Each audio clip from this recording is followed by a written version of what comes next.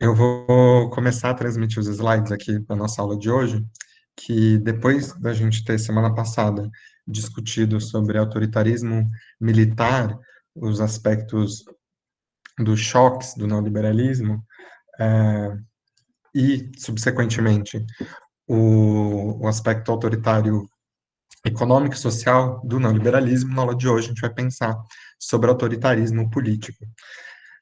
Naquele mesmo esquema das dúvidas que vocês forem tendo, que forem pontuais, podem mandar no chat, que as outras pessoas que não vão estar ministrando a aula vão estar olhando o chat, e num segundo momento, depois da exposição, a gente vai para o debate. Espero ter a participação de vocês. Vou colocar para apresentar aqui.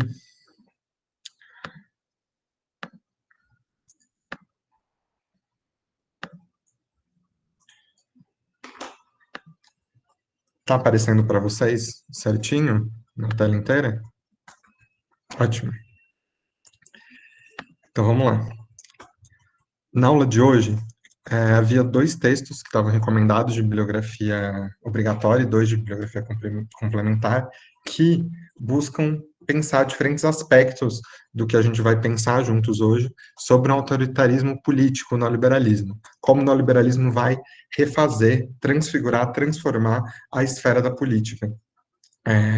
Como isso se dá por meio de diferentes formas de revoluções furtivas, de modos sorrateiros, e não a partir de modos explicitamente de um golpe militar de Estado, como foi no caso do Chile, que a gente discutiu semana passada. Quais são os modos furtivos com que o neoliberalismo vai desdemocratizando as sociedades e a política contemporânea. Esse é o foco da aula de hoje, e a gente parte do diagnóstico da Wendy Brown, presente nesse livro, Undoing the Demos, Desfazendo o Demos, em que ela vai se centrar justamente sobre essa revolução furtiva do neoliberalismo e as consequências que tem o espraiamento da racionalidade neoliberal por todo o corpo social, que consequências isso tem para a democracia, para a política, para, enfim, para as subjetividades contemporâneas. Outro texto fundamental é o texto da Evelina Dagnino, que vai pensar esses processos no Brasil, como que na democratização brasileira confluíram de maneira perversa projetos que, em muitos sentidos, eram opostos de sociedade, de economia, de país, um projeto neoliberal e um projeto democrático participativo. Como indicações complementares, que também vou abordar na aula de hoje, há um texto do Dylan Rodrigues sobre a lógica política da indústria, o complexo industrial não lucrativo. Eu esqueci de falar que a Wendy Brown é uma filósofa política, professora da Universidade de Berkeley, na Califórnia. A Evelyn Dagnino é uma cientista política brasileira, professora da Unicamp. O Dylan Rodrigues, ele também é professor na Califórnia, e ele está nos estudos culturais, estudos étnicos nos Estados Unidos, e vai estar pensando essas transformações no âmbito, Dylan Rodrigues, dos movimentos sociais e das organizações não governamentais, como a política transformada no neoliberalismo nesse âmbito da política, das possíveis resistências e das suas cooptações. O Sambuxier, ele é um autor francês que produz a partir da Universidade de Lille, na França, e esse livro que foi recentemente traduzido para o português, Homo Incorporated, o Triângulo e o Unicórnio que Peida, que pensa sobre as formas de incorporação, e esse Inc, pensando justamente uma figura homossexual corporativa, contemporânea, para a gente discutir um pouco gestão da diversidade e como formas de transformação dos horizontes políticos vão ocorrer em diferentes instâncias da sociedade. Aqui eu trouxe para vocês uma foto de cada um deles, da Wendy Brown, da Evelina Dagnino, do Dylan Rodrigues e do Sam Bussier, para vocês terem um pouco de noção de quem são essas pessoas que estão escrevendo sobre esses textos. Os 4 seguem escrevendo textos fundamentais contemporaneamente, para a gente pensar no liberalismo, os desdobramentos das crises que a gente tem visto aqui no curso.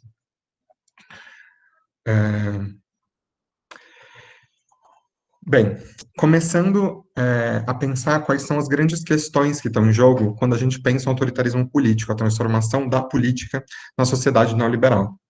A Wendy Brown vai diagnosticar esse processo como sendo um processo de desdemocratização, ou seja, um processo em que, ainda que se mantenham os ritos formais de democracia, ainda que haja eleições, partidos políticos, não haja militares no poder impondo um regime neoliberal a partir do uso da força direta e de um golpe de Estado direto, evidente, assim, sem dúvidas de que foi um golpe, foi uma ruptura, o que ocorre muito frequentemente, e ela vai diagnosticar isso a partir dos Estados Unidos, a gente pode pensar a partir do Brasil, da França, os autores que a gente está aqui pensando, mas também de vários outros contextos, o que ocorre é um esvaziamento da substância da democracia, do que poderia ser uma democracia no sentido mais substantivo, mais substancial, enquanto se mantém uma forma, um verniz de democrático, quando o que teria de democracia um potencial, um horizonte de democracia, vai sendo cada vez mais reduzido, cada vez mais esvaziado por esses processos sorrateiros do neoliberalismo, de desdemocratização.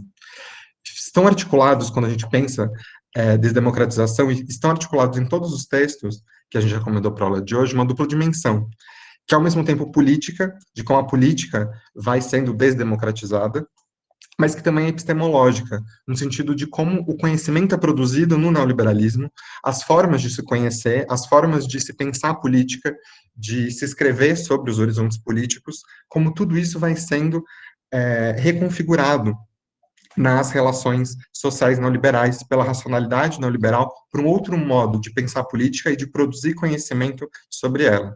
Esse modo de pensar, de produzir conhecimento, de pensar a política, tanto nas universidades, que vão ser reconfiguradas no neoliberalismo, quanto pelos próprios movimentos sociais ou outros lugares de produção de saberes sobre a política e sobre horizontes de transformação ou de manutenção da sociedade. É importante também que, quando a gente vai pensar a desdemocratização do liberalismo, a gente se lembre de algo que o Edu colocou lá na primeira aula do nosso curso, que quando a gente vai fazer uma crítica ao neoliberalismo, a gente não pode parar na crítica somente ao capitalismo neoliberal, mas que há diversas tendências que estão acentuadas, desenvolvidas no capitalismo neoliberal, que são constitutivas da sociedade capitalista. Então, pensar as relações entre desdemocratização e neoliberalismo é pensar a relação entre democracia e capitalismo. Em toda forma de sociedade capitalista, em que havia um regime político dito democrático, democracias liberais, democracias de um caráter mais social, o que prevalecia de fato é uma relação que já está diagnosticada desde o Marx, em que, por trás da igualdade formal, o que se escondia era uma desigualdade fundante da sociedade capitalista, entre os que são proprietários do meio de produção e os que não são proprietários do meio de produção. E, por trás da dita liberdade proclamada nas democracias capitalistas, o que opera é essa liberdade para vender sua força de trabalho, morrer de fome, e esses indivíduos que são livres dos meios de produção da sua própria vida e de reprodução da sua própria vida, que precisam, portanto, depender daqueles que são os proprietários dos meios de produção.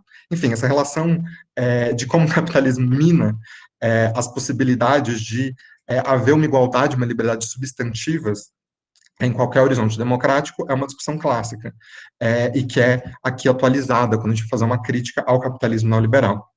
Importante também pensar como se atualiza uma outra discussão em relação à esfera da política, que é pensado na teoria social, teoria sociológica, muitas vezes, como essa esfera seria a esfera da igualdade, distinto da esfera do mercado, da economia, que seria a esfera da desigualdade, e que teria a formação de uma outra esfera ali, entre elas, de manutenção da coesão social, que seria a esfera do social, que o Edu discutiu com vocês na aula passada, como tanto o autoritarismo econômico e social do neoliberalismo muda profundamente os mecanismos de operação e a lógica tanto da esfera do mercado quanto da esfera do social, da esfera da proteção social, dos direitos sociais, tudo isso vai sendo profundamente alterado com a consolidação de uma sociedade neoliberal. A gente vai focar um pouco mais hoje em como a política vai sendo transformada. E política pensado não só a partir do Estado, como o Estado vai sendo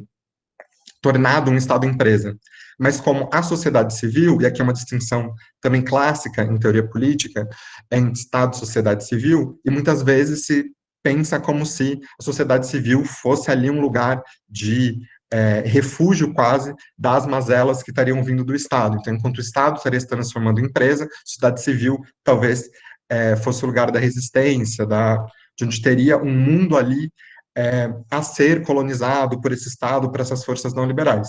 Aqui a gente não vai pensar dessa forma, a gente vai pensar como tanto o Estado quanto a sociedade civil, tanto as políticas que vêm do Estado, quanto as políticas demandadas, pensadas, formuladas, reivindicadas pela sociedade civil, vão ser alteradas profundamente pela racionalidade neoliberal. Não tem uma sociedade civil que não seja já colonizada e constituída pelo capitalismo e pelo capitalismo neoliberal, quando a gente pensa nas sociedades contemporâneas. Então, essa dupla dimensão da política vai estar em jogo na nossa aula de hoje. E, já que é uma aula aqui em que democracia é um termo-chave, acho que é importante também a gente começar pensando que democracia, quando a gente fala de desdemocratização, se diz desse esvaziamento num sentido mais substantivo, tanto no que tange ao governo político do povo, em que o povo é o soberano e não um grupo específico do povo que detém o poder político.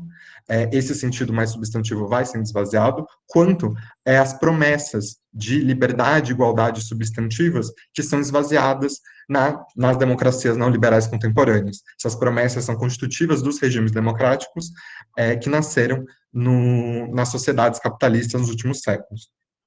A desdemocratização, portanto, como a gente vai acompanhar aqui com a Wendy Brown e os outros autores que eu vou trazer para essa conversa, é um ataque não só a formas liberais de democracia, ou seja, não só a democracia que havia nos Estados Unidos, na Europa Ocidental, antes dos anos 70, antes dos anos 80, naqueles 30 anos gloriosos, mas também um ataque às formas mais radicais de democracia, aos horizontes mais radicais do que poderia ser a liberdade e a igualdade democráticas, que, segundo a Wendy Brown e outros autores, seriam promessas que estariam contidas dentro desses regimes democráticos anteriores ao neoliberalismo, que seriam elas mesmas, enquanto promessas, atacadas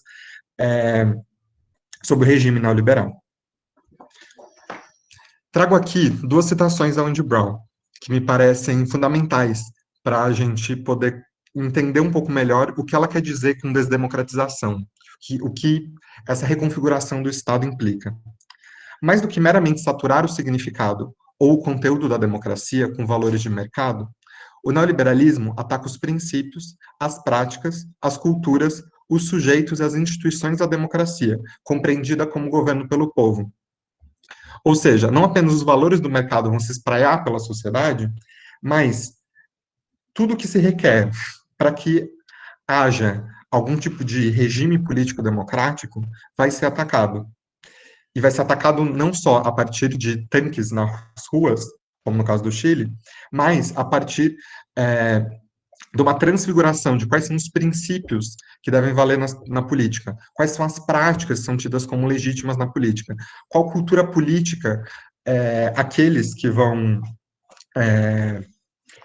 deliberar sobre questões políticas da sociedade, seja nas instituições políticas, seja nos movimentos sociais ou em outras instituições e outras instâncias, qual vai ser a cultura política que eles vão estar inseridos, que tipo de subjetivação política vai ser produzida dentro da sociedade, e quais instituições vão estar em jogo na sociedade neoliberal. Tudo isso que se requer para que uma democracia como governo pelo povo fosse possível, ou que fosse prometida ao menos, vai sendo reconstituído pela razão neoliberal. Vou passo para a segunda citação. A razão neoliberal está convertendo o caráter, o significado e a operação propriamente política dos elementos constitutivos da democracia em elementos econômicos.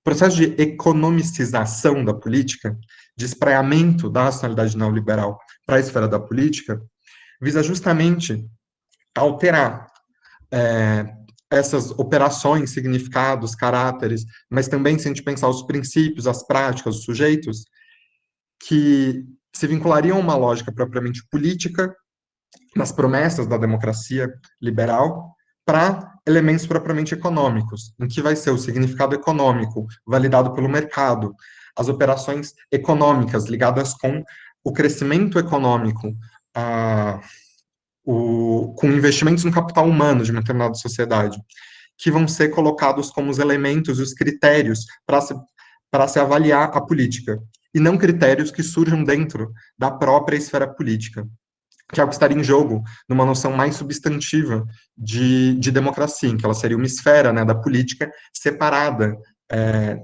ao menos na promessa, da esfera da economia e de quais seriam as regras em jogo na economia.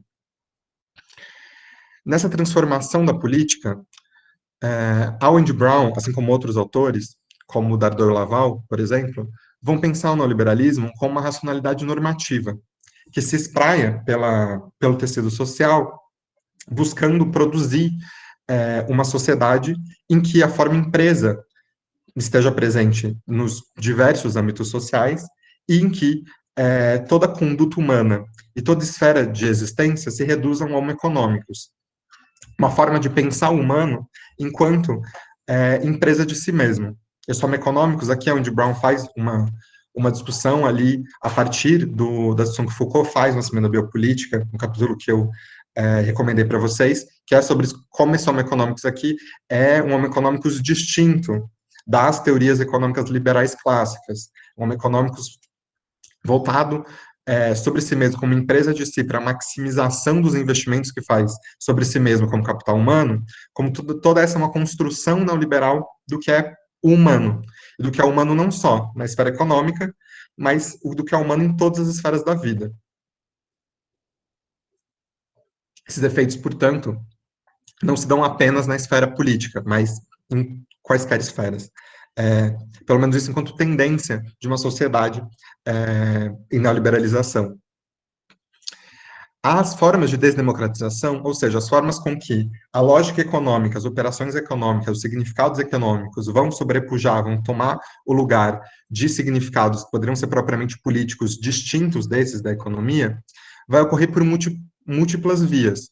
E vai desvanecer um homo politicus, aquele que seria próprio desse domínio da política, que a Wendy Brown já caracteriza como sendo já anêmico, já não é como se fosse na democracia liberal, em outras formas de democracia capitalistas, fosse forte a existência dessa esfera política da igualdade, da possibilidade de pensar os fins da política para além das operações dos sentidos econômicos. Não é como se isso fosse forte, mas ali haveria certas promessas que seriam base, inclusive, para a crítica dessa mesma sociedade capitalista liberal ou capitalista em outras configurações. Enquanto que, no neoliberalismo, a desdemocratização, ao subverter, ao transfigurar os sentidos mesmos da democracia e as instituições, as promessas dela, acaba por desfazer as bases a partir das quais seria possível uma crítica aos limites dessa mesma sociedade. Uma crítica comum à obra da Wendy Brown, a esse livro, sobretudo, é que haveria uma certa nostalgia da democracia liberal quando ela faz esse diagnóstico dessa maneira. Dado que, na verdade, a democracia liberal, ela tinha um homo políticos para uma parcela muito restrita da população. A produção de desigualdades e de não liberdades é o cerne de qualquer sociedade capitalista, como havia dito, da democracia liberal.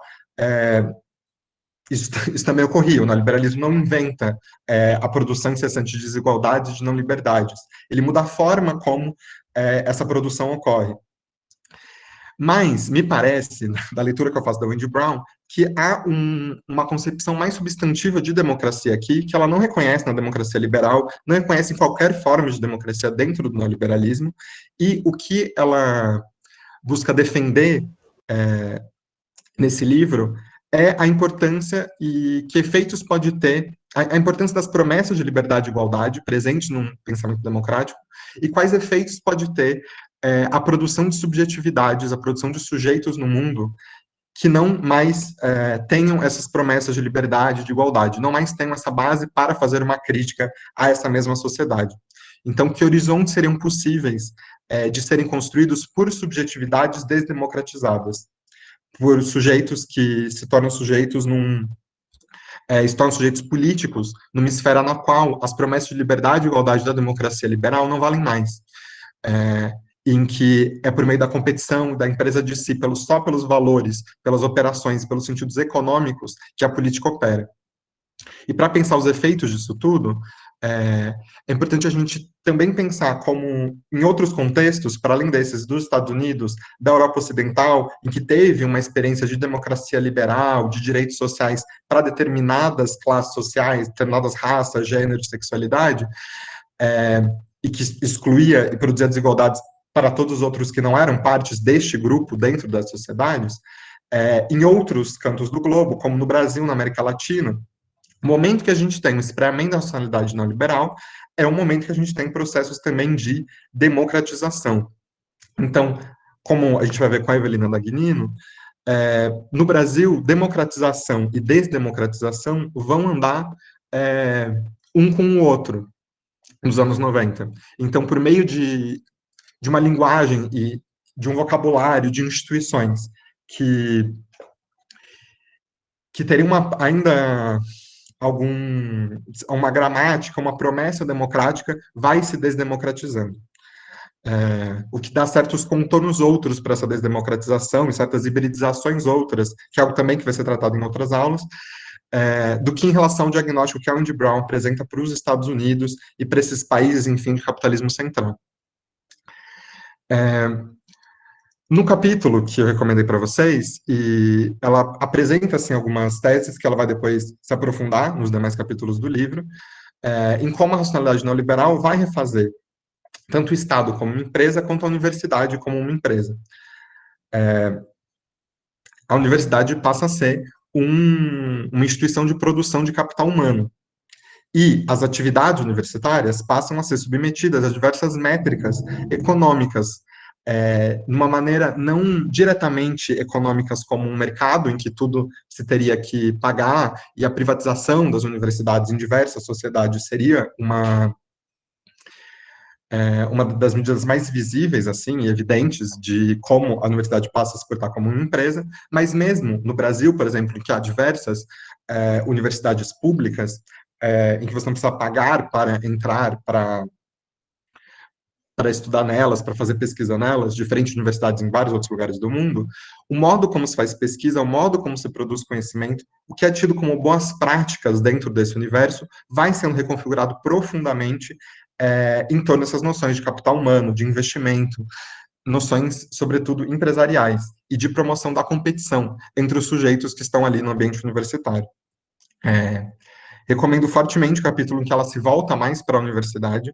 Ela faz uma análise muito, muito instigante ali sobre em que condições a gente tem vivido a universidade e produzido conhecimento nela. Voltando agora para o Estado, Andy Brown diagnostica que os valores e as políticas estatais vão ser submetidos ao crescimento econômico. E a política, o que a política deve fazer, o que o Estado deve promover, passa a ser reduzido a fazer uma boa gestão para que possa haver um crescimento econômico dos estados. Ou seja, outros valores, outros horizontes, como, por exemplo, justiça social. Um Estado, por exemplo, deveria produzir uma sociedade menos desigual. Ou o Estado deveria combater as formas de violência que são constitutivas do seu tecido, do tecido social de determinada sociedade. Todas esse tipo de discussão, que poderiam ser discussões tidas como válidas numa esfera política, passam a só fazer sentido num Estado que se pensa como empresa e que tem como objetivo o crescimento econômico, caso essas questões estejam ligadas, estejam vinculadas, estejam legitimadas pela meta do crescimento do capital daquele Estado.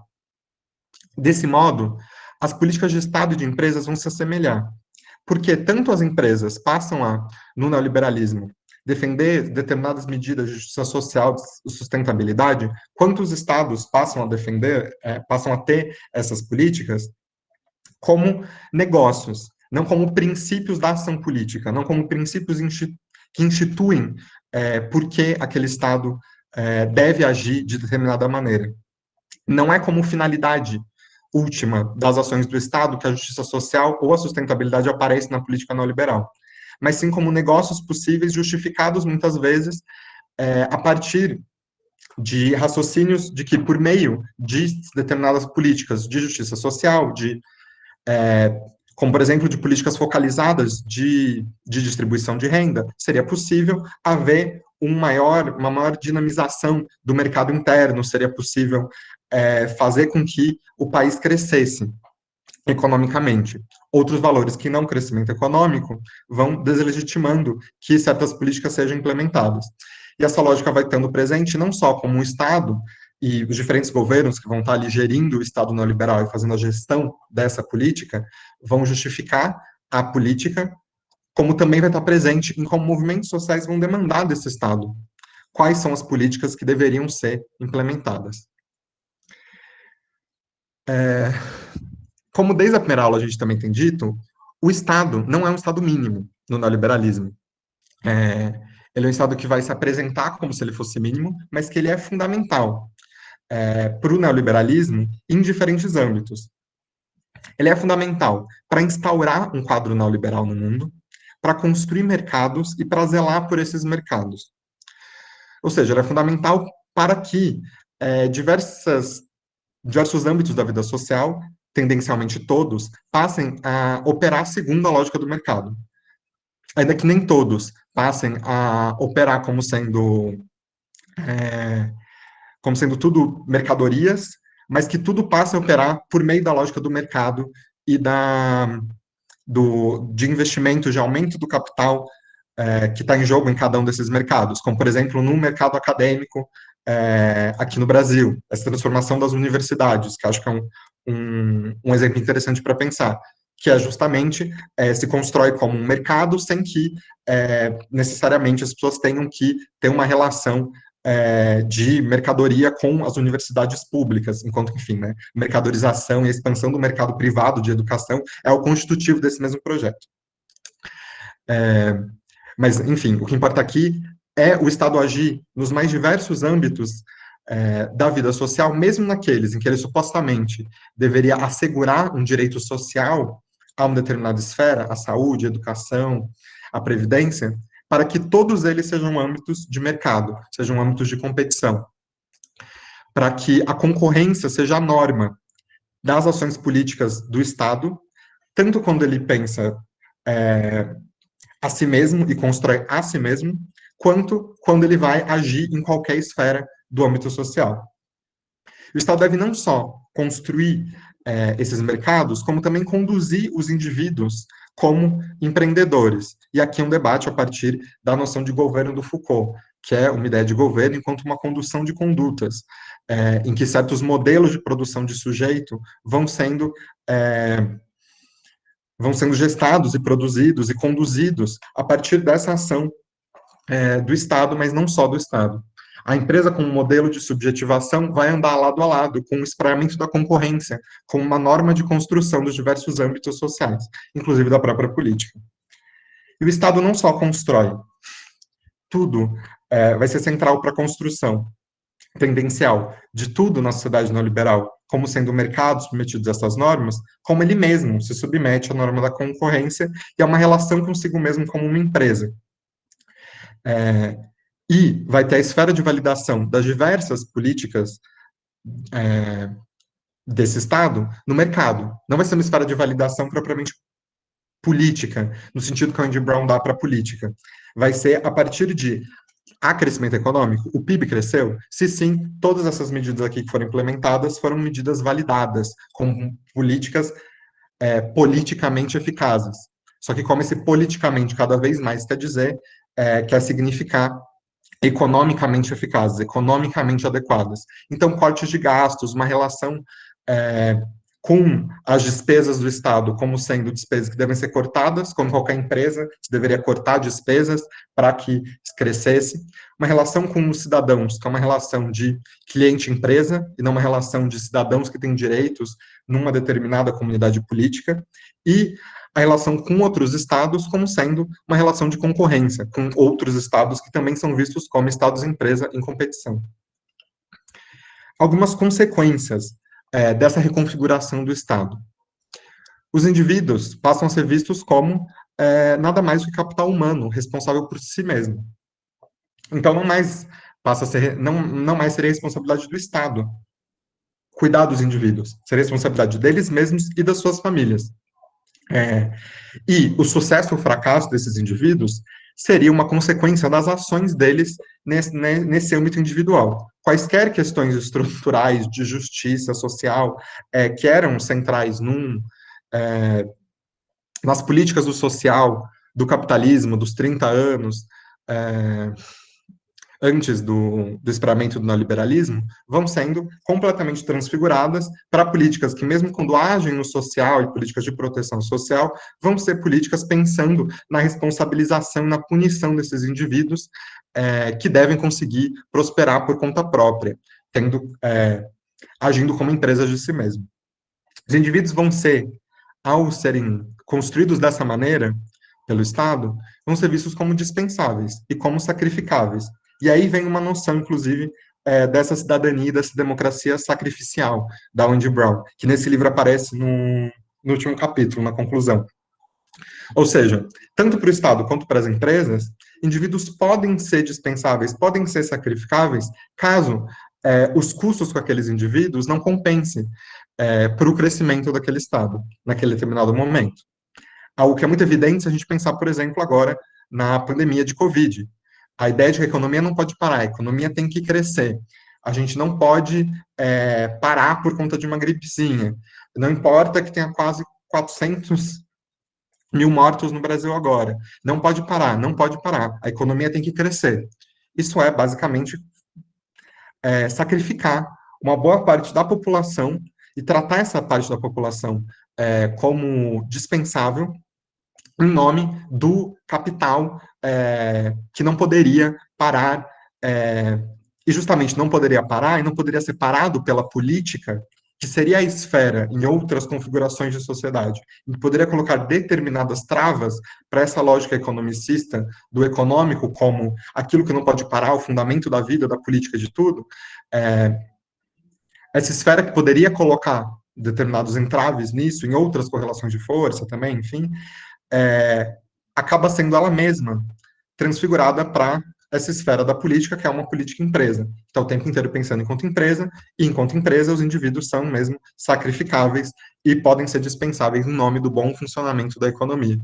E, inclusive, boa parte das críticas que vem é quando, mesmo com essas medidas que buscam manter a economia funcionando, apesar dessa quantidade absurda e bárbara de mortos, quanto mesmo com isso a economia segue naufragando, como seria inclusive óbvio que aconteceria. É no sucesso ou no fracasso econômico, e não no sucesso ou no fracasso social, político, ou qualquer, ou mesmo humanitário, se a gente pensar nessa questão de centenas de milhares de vidas sendo ceifadas nessa pandemia. Mas dá para pensar isso, e o modo como a Edval coloca aqui no texto é pensando nesse momento de crise econômica em que vários cortes sociais são legitimados em nome de que muito dinheiro seja passado para os bancos, para que bancos e grandes corporações não quebrem, enquanto que indivíduos responsáveis por si mesmos, sejam pequenos, podem quebrar, podem ser sacrificados em nome da saúde de quem? Da economia, do plano econômico. A desigualdade passa a se espraiar como base e meio para a relação entre capitais em competição. Isso é fundamental porque a base para a gente ter empresas competindo, empresas aqui, são todas as entidades, são todos os indivíduos, são todos os estados, para que todos eles possam competir, é preciso que haja desigualdade, para que essa competição vingue. Isso é constitutivo também da configuração dos mercados, nos mais diversos âmbitos da vida social. E é por meio da desigualdade que se criam, a partir desse modo neoliberal de pensar a política, a economia, a sociedade, determinados incentivos para que as pessoas compitam e busquem ali mais, busquem valorizar mais seu capital, busquem investir mais no seu capital, busquem crescer mais segundo essa lógica. O que vai gerando uma democracia em que tem como sua premissa, como sua promessa, não a igualdade, mas a desigualdade, constitutiva de uma democracia que se divide entre os vencedores e os perdedores. Aos perdedores, a possibilidade de serem sacrificados em nome do bem-estar da economia. Aos vencedores, as glórias que vêm com o neoliberalismo, como se fosse um mérito individual de cada um deles que teriam competido no meio de tantas empresas por conseguirem vencer. Também o que ocorre aos perdedores é o seu encarceramento em massa e formas brutais de violência sobre eles, que é um pouco do que o Pedro vai tratar com vocês na próxima aula. A cidadania passa a ser, então, reduzida a uma forma de relacionamento do Estado com o cidadão que toma esse cidadão como homo econômicos, como um indivíduo que está só tentando maximizar o seu capital humano, está só tentando operar consigo mesmo como uma empresa, o que vai eliminando a ideia do povo como uma soberania política coletiva. O povo vai sendo, então, não mais aquele que teria soberania política coletiva, mas sendo um conjunto de indivíduos e famílias que estão o tempo inteiro competindo uns contra os outros, buscando maximizar o seu capital. E, nesse sentido, o Estado deveria atuar para manter essa competição, para proliferar os mercados, para que os indivíduos sigam se comportando como homo econômicos, e não ter qualquer política de interferência que pudesse criar, por exemplo, uma proteção social ou diminuir a desigualdade, porque isso seria um incentivo para que os indivíduos, essas famílias, não competissem, não contribuíssem assim ao crescimento da economia, ao bem-estar da economia daquele Estado-nação. O Estado-nação passa, então, a operar num modelo Walmart.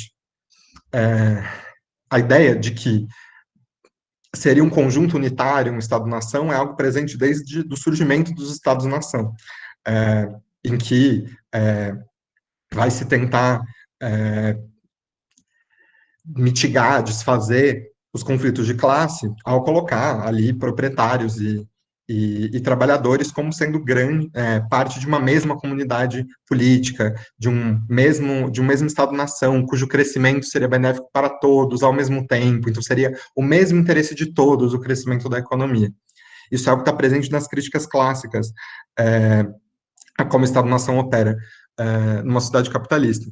E aqui é um acentuamento disso, em que o Estado-nação, num modelo Walmart, vai ser um Estado pensado como tendo gerentes, que vão ser aqueles que vão ser eleitos, porque as eleições, né, os ritos formais de democracia seguem acontecendo, vão ser eleitos para fazer uma boa gestão, e vão, nas suas campanhas, inclusive, mostrar que são bons gerentes, sabem fazer a gestão, são bons empreendedores, e que vão poder pegar todo esse conhecimento técnico que tem da boa gestão, das boas práticas de gestão, de como fazer uma política de uma maneira eficiente e vão aplicar tudo isso no Estado-nação e ser bons gerentes desse Estado ou maus gerentes desse Estado, caso esse Estado Walmart fracasse ou tenha sucesso no plano econômico. Vai ser composto por diversos colaboradores desse Estado e pelos seus clientes, que seriam, na verdade, os cidadãos, que estariam todos integrados com o mesmo fim do crescimento econômico desse Estado-nação. Como consequência disso tudo, a esfera da política passa a ser reduzida à esfera da gestão. O que seria próprio do político, em diversas correntes de pensamento do que seria o próprio do político, seria uma esfera dos conflitos, uma esfera do dissenso, em que diferentes finalidades poderiam ser disputadas, estariam em jogo ali para se decidir como se aplicam os recursos, que tipo de política deve ser feita, como produzir o bem-estar da população, por exemplo, enfim, quais seriam os fins em jogo na política. E uma disputa entre princípios diferentes, por exemplo, modelos mais igualitaristas ou menos igualitaristas de democracia, com mais direitos sociais, menos direitos sociais. Só que tudo isso, esses conflitos, esses dissensos, vai desvanecendo em nome da supremacia da gestão. O que importa aqui não é discutir as finalidades, é fazer uma boa gestão dos meios, porque a finalidade todo mundo teria acordo, que é justamente a supremacia do econômico, é a supremacia da, da possibilidade de medir se foi ou não bem feita uma gestão a partir do mercado, e de que verdade o mercado diz sobre o Estado e sobre a política que foi implementada ali. Não se trata mais de um debate sobre fins, mas um debate sobre meios. Também é algo que tendencialmente estava presente em outras configurações de sociedade capitalista. A política é reduzida também à técnica. Então, se trata de fazer uma boa governança com caráter cada vez mais técnico da administração pública. É muito comum, em momentos eleitorais, várias promessas de que vai ser um quadro, de que vários políticos prometem que, se ganharem, não vão colocar ali nenhum quadro político. Imagina que absurdo ter secretários e ministros num executivo que concordem com um projeto político daquele que colocou aquelas pessoas lá. Que ideia tão maluca. Que o que seria mais comum, que vai ser defendido por esses políticos, é a noção de que seriam técnicos, aqueles que são ótimos técnicos, que fazem uma boa gestão do aparato público, aqueles que seriam bons também gerentes e CEOs de empresa, estariam ali, na verdade, só que na esfera pública, sendo trazidos ali para fazer a melhor gestão possível com os recursos que eles tiverem. Tudo isso esconde que é evidente que, ao se fazer a gestão de qualquer âmbito do social, a questão de fins está colocada.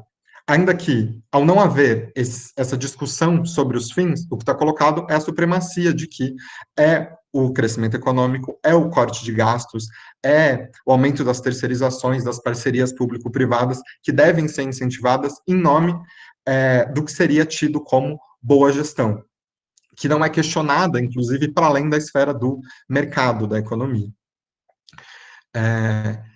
E um último ponto da Wendy Brown que eu acho importante da gente pensar aqui, que é um gancho para os próximos autores que a gente vai trabalhar na aula de hoje, é que não só o Estado é reconfigurado, mas aqueles grupos que vão se organizar e vão se afirmar muitas vezes como inimigos do neoliberalismo e de um Estado sob lógica neoliberal, com diversos partidos políticos de esquerda, movimentos sociais e outras entidades, ainda que se compreendam assim, a Wendy Brown afirma que eles podem estar organizados pela racionalidade neoliberal. Eles podem ter uma política neoliberal e um horizonte político neoliberal, ainda que, em relação a determinadas políticas do Estado neoliberal, eles se posicionem politicamente de modo contrário. E por isso a gente passa agora para essa segunda parte da aula, em que a gente vai se voltar mais para os movimentos sociais e para a transfiguração que acontece neles. Essa transfiguração ocorre tanto nas demandas políticas quanto nas formas de engajamento e de organização da militância. Por um lado, nas demandas políticas, passa a ser mais presente um espraiamento de que tem que ser feita as demandas políticas possíveis dentro daquele momento histórico. E o que seria a possibilidade daquele momento histórico vai sendo dado justamente por esse enquadramento da política que dá sentidos para a política dentro de horizontes econômicos. Ou seja, tem que ver pela primazia do teto de gastos, de como está o orçamento, como está a política fiscal do Estado. Não dá para pedir mais do que o Estado está gastando agora, tem que diminuir os gastos. Enfim, tudo isso não só vai estar presente no discurso do Estado, mas de alguma maneira também vai estar presente, vai estar reduzindo o que boa parte dos ativismos vão estar demandando. Tanto as suas práticas quanto seus imaginários vão sendo reduzidos ao presente neoliberal. E horizontes, por exemplo, de superação da pobreza, superação da violência, ou seja, superação de problemas sociais constitutivos da sociedade brasileira, por exemplo, mas diversas sociedades, de todas as sociedades capitalistas, em vez de demandar pela superação desses problemas, vai passar a se demandar e se construir uma gestão da pobreza, uma gestão da violência, não visando mais a eliminação da pobreza e da violência, mas que se faça uma boa gestão de uma maneira eficaz desses problemas sociais. Quanto às formas de engajamento, o que é central aqui é que os movimentos sociais também passam a se constituir, em grande medida, como empresas. E a forma mais clássica disso que a gente vai analisar é a transformação de grupos ativistas em organizações não governamentais, que vão operar como prestadoras de serviços. O que é uma reconfiguração muito substantiva de como se pensa a política, quando boa parte daqueles que antes entravam em confronto com o Estado passam a ser prestadoras de serviços sociais antes prestados por esse mesmo Estado. E que vai cada vez mais reduzindo quais as alternativas, quais as possibilidades de se organizar e quais as possibilidades do que demandar o Estado. Então, a questão de se há alternativas ou não ao modo como vai se configurando o campo da política e o campo do que é legítimo de ser demandado, que entidades, de quais formas podem demandar tudo isso, vai criando uma pressão, inclusive, em formas mais radicalizadas, digamos assim, ou que propõem maiores rupturas, com o que está estabelecido nesse jogo político tão rebaixado em que o mercado tem a última palavra sempre a dizer, é, vai colocando para essas outras formas a ideia de que não haveria alternativa, que elas, na verdade, não seriam alternativas porque elas não seriam eficazes para promover as mudanças, que por meio dessas formas de ONGs e por meio desses imaginários reduzidos ao presente neoliberal, seriam conseguidas. Esse é o centro do que a gente vai ver agora nessa segunda parte. Primeiro, a gente vai começar com a Evelina Dagnino pensando o processo de democratização brasileira, que é um processo, como adiantei lá no começo, em que ocorre uma confluência perversa entre um projeto neoliberal colocado em curso por determinadas elites no começo dos anos 90 no Brasil e um projeto democratizante participativo que tem suas raízes nos movimentos sociais que levaram à queda do regime militar nos anos 80, esses movimentos tanto de sindicalistas, quanto o movimento feminista, movimento negro, movimento LGBT, então movimento homossexual, outros movimentos urbanos, enfim, que vão buscar uma transformação da sociedade brasileira para longe de estruturas autoritárias de organização, tanto do Estado quanto da sociedade, para formas mais participativas e democráticas de Estado, de vida social, de política. Vão ocorrer confluências perversas em que vão se aproximar esses dois projetos, esses diferentes atores. Tanto porque ambos requerem uma sociedade civil ativa e propositiva. Para os neoliberais, isso é importante, porque são esses indivíduos que empreendem sobre si mesmos e que são ativos, propositivos, têm ali ideias arrojadas de crescimento do país e que vão ser instados à sua própria participação, um modo de subjetivação, de construção de subjetividades, como se todos devessem estar empreendendo, inclusive, na esfera da política, continuamente, incessantemente.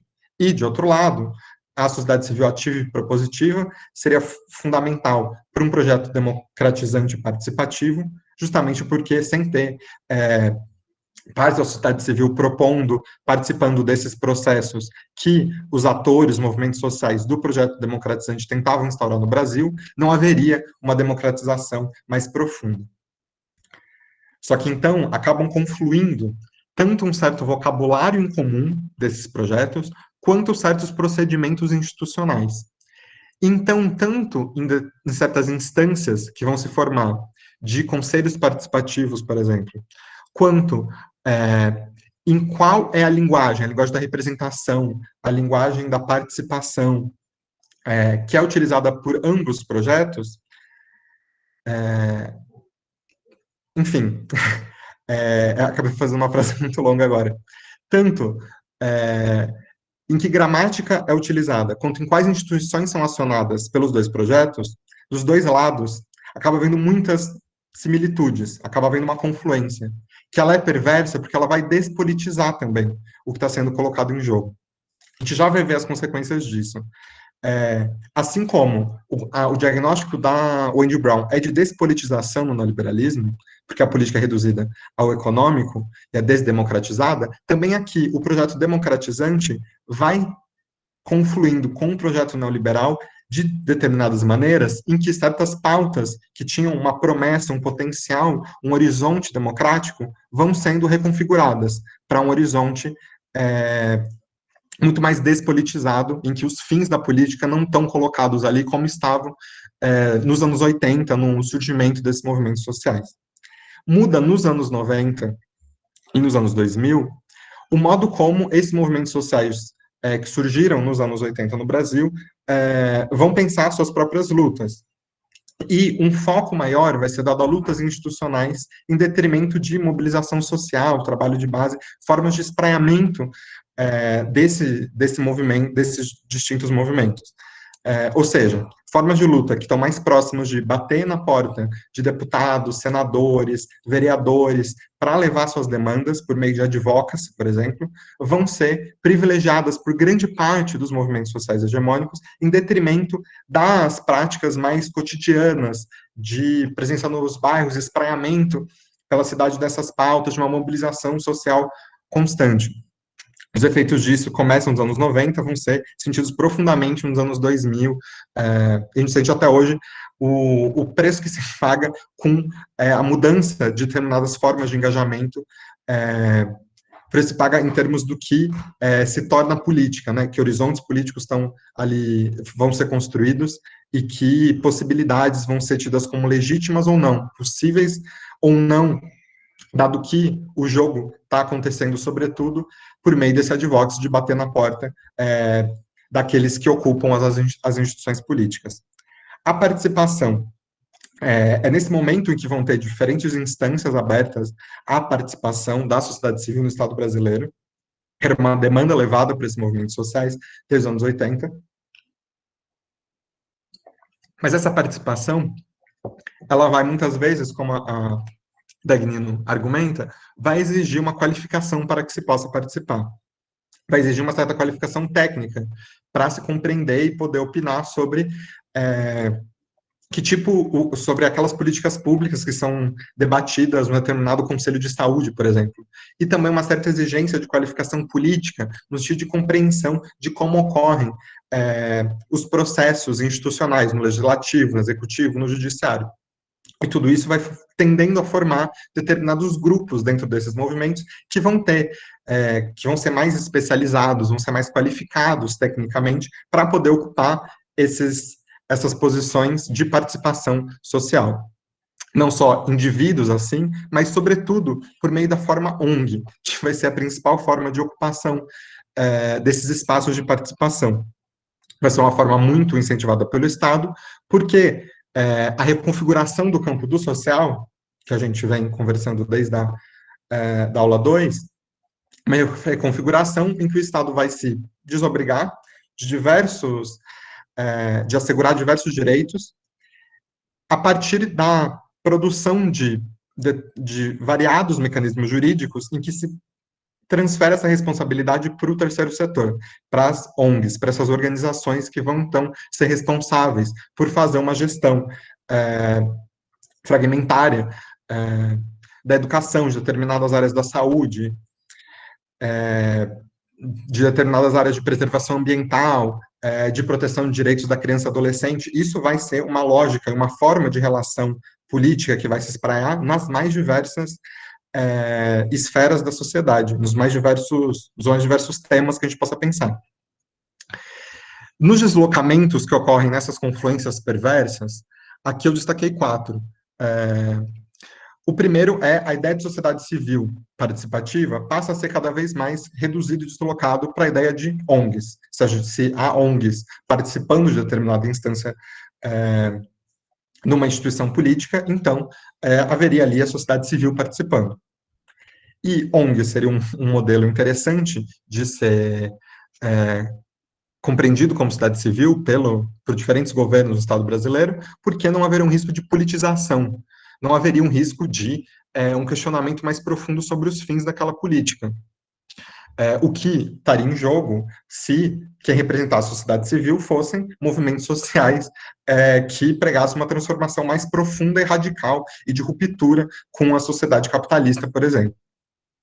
Também a ideia de representação, de representatividade, cada vez mais quem vai ser quem vão ser as entidades tidas como as representantes vão ser também as ONGs, que vão operar de uma maneira em que devem responder e são responsáveis, e são responsabilizáveis, não por aqueles que dizem representar, mas pelos seus financiadores, muitas vezes financiadores internacionais, mas também financiadores nacionais, e também ao Estado, com quem firmam diversas parcerias para prestar serviços especializados para esse Estado.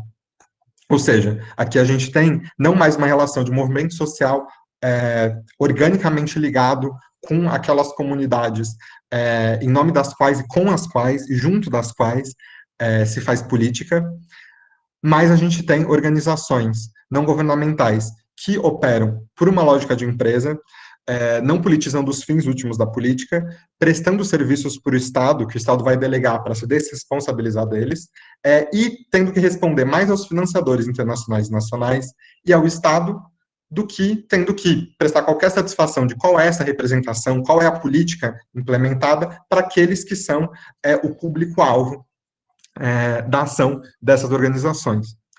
Há um deslocamento também no vocabulário da participação, que vai ser profundamente despolitizada, o que seria a participação, e levado muito mais para espaços privados, se a gente pensar no que é a participação pelo advocacy, nessa influência pelos corredores do Congresso Nacional, em vez de espaços públicos, de debates públicos amplos na sociedade de determinadas questões, que seria justamente no espaço público onde poderia haver um grau maior de politização e mesmo de questionamento de determinados fins para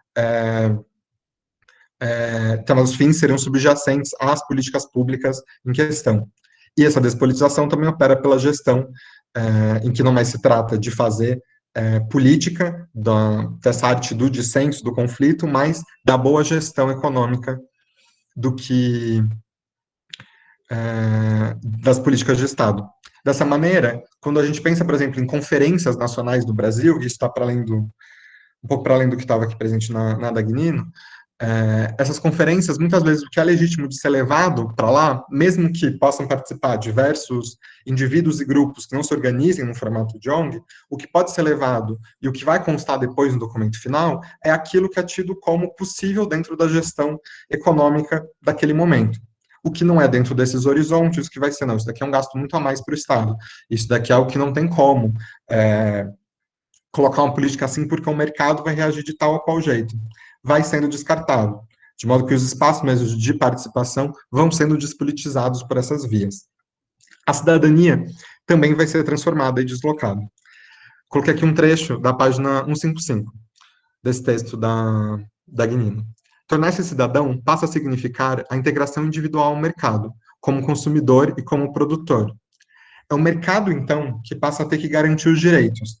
O Estado vai ter cada vez menos responsabilidades sociais, e é no mercado que os indivíduos passam a ter que conseguir uma educação, o direito à educação, o direito à saúde, o direito ao transporte, ou diversos outros direitos que antes seriam promessas, que antes não, inclusive ao mesmo tempo aqui, seriam promessas de que o Estado, como consta na nossa Constituição de 88, deveria proporcionar para os seus cidadãos. A figura mesmo do que seria o cidadão portador de direitos vai desvanecendo. Ao mesmo tempo que ela é criada e disseminada com esse processo dos anos 80 de democratização, ela vai em si também desvanecendo, quando é no mercado a principal esfera em que os indivíduos dessa determinada comunidade política poderiam conseguir ser integrados à sociedade, e não pela via das políticas sociais do Estado. Aqui tem uma outra citação da Evelina. O projeto neoliberal operaria não apenas com uma concepção de Estado mínimo, e ela não pensa em Estado mínimo da maneira mais corriqueira, senso comum. Ela abre uma nota de rodapé nessa parte, eu coloquei aqui entre conchetes, e ela afirma Estado mínimo quando se trata de alocar recursos para as políticas sociais de redução da desigualdade. Então, seria mínimo só nesse sentido, de diminuição desse social, das políticas sociais e de transformação da lógica dessas políticas. Voltando para o começo da citação. O projeto neoliberal operaria não apenas com uma concepção de Estado mínimo, mas também com uma concepção minimalista, tanto da política como da democracia. Minimalista porque restringe não apenas o espaço, a arena da política, mas seus participantes, processos, agenda e campo de ação.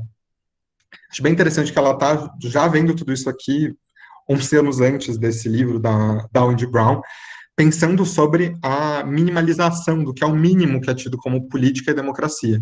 Ainda que um vocabulário e certas instituições democráticas sejam forjadas, inclusive, nesse processo aqui no Brasil, vai sendo uma concepção minimalista, em que vai se restringindo o espaço do que, até onde a gente pode discutir aqui sobre até onde é legítimo que a política discuta, leve em consideração determinadas finalidades políticas, dado que a gente tem essa pressão, esse enquadramento aqui, que é do crescimento econômico, que é de um crescimento econômico visando a qual fim, né, que vai ser no liberalismo da perpetuação das desigualdades e tal, não crescimento econômico visando a uma grande redistribuição e produção de justiça social, ou quaisquer outros fins que não são colocados à mesa.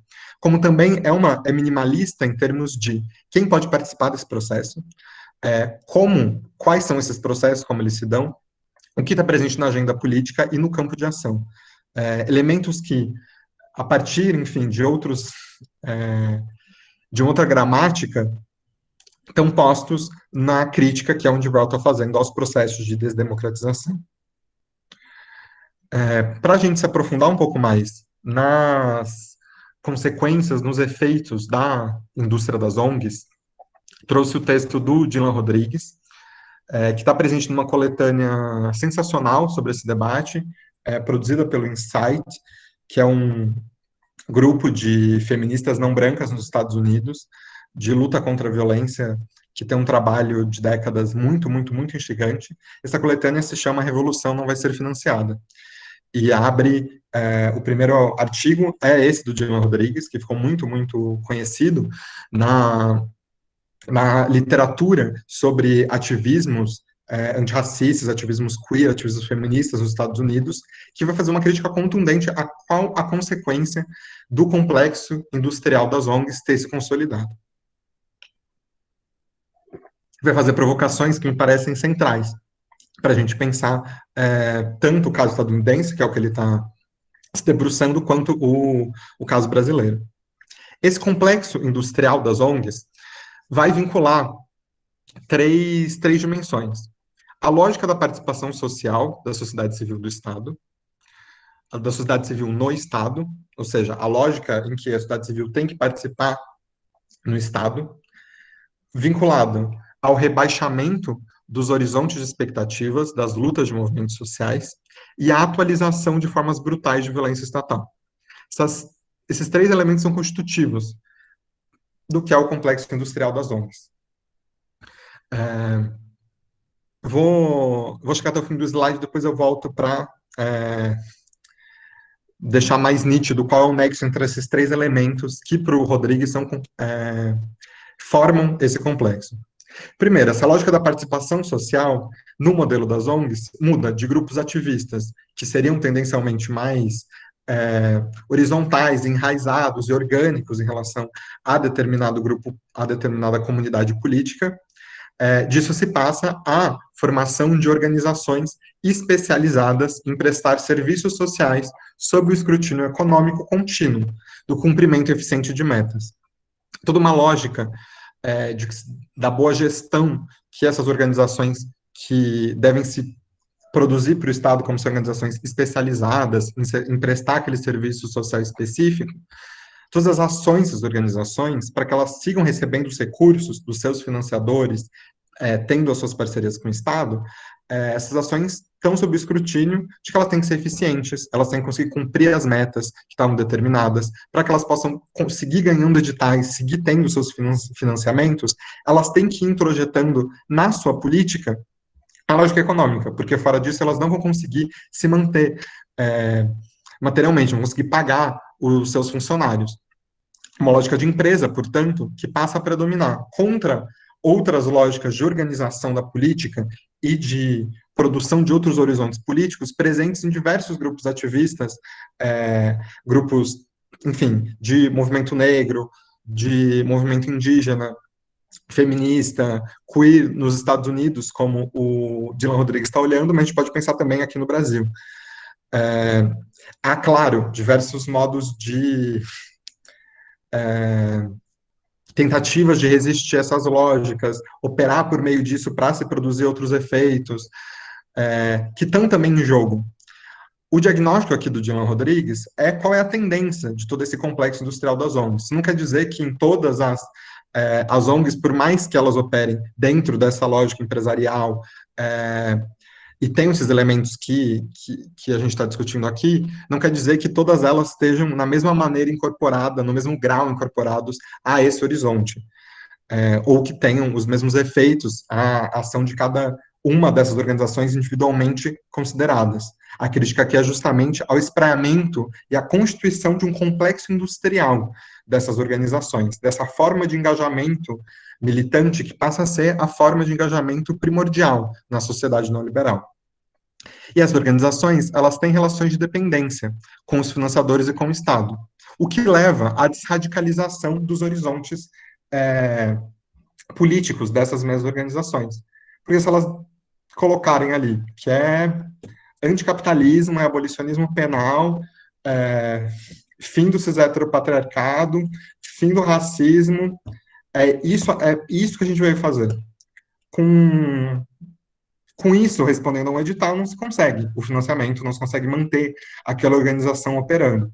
Então, os horizontes vão se desradicalizando. Num determinado momento, por uma certa estratégia de, para conseguir aqui, vamos falar dessa maneira, mas vamos tentar seguir aqui, mantendo uma política que aponte para outros caminhos. Mas com o passar das décadas e da estabilização dessas relações de dependência, vai se introjetando, tanto em como essas organizações se estruturam, como nos próprios sujeitos que fazem parte dessas organizações, como se pensam políticas, se pensam os limites da política. O que, para mim, é muito instigante no pensamento do Dylan Rodrigues sobre os efeitos políticos disso, é que ele considera que essa forma de cooptação e de construção de dependência é um modo de repressão e de disciplinamento muito mais eficaz e sutil e com custos políticos menores do que outras formas de repressão e disciplinamento. E aí ele vai argumentar que os movimentos antirracistas nos Estados Unidos, por exemplo, os Panteras Negras, foram ali nos anos 70, nos anos 60, 70, brutalmente perseguidos, reprimidos, com policiais, com assassinatos, com investigações, com a brutalidade ali do Estado direcionada contra esses grupos, que tinham uma política mais radical do que do que prestar determinados serviços sociais sob um escrutínio econômico de financiadores internacionais, muito mais próximos de rupturas com a sociedade capitalista, racista, cis-heteropatriarcal. Essa é uma forma de reprimir horizontes e formas de engajamento e demandas mais radicais e de ruptura. Outra forma mais eficaz e sutil, que foi sendo aperfeiçoada desde os anos 70, seria justamente essa cooptação dos ativismos por meio dessa participação social, que requer um rebaixamento dos horizontes de expectativas dessas lutas, e que, ao fazer com que esses grupos passem a negociar com o Estado, ser dependentes do Estado e tenham esses horizontes rebaixados, formas brutais de violência estatal, como encarceramento em massa, o contínuo genocídio indígena e outras formas, possam se proliferar de uma maneira na qual se encontram resistências muito mais esparsas, muito mais frágeis do que aquelas resistências que talvez encontrassem nos momentos em que esses movimentos sociais estavam hegemonicamente fora do Estado, organizados em modos que não eram do complexo industrial das ONGs, e que não seguiam a disciplina colocada por esses modos de engajamento, de escrutínio econômico postos nessa forma de organização.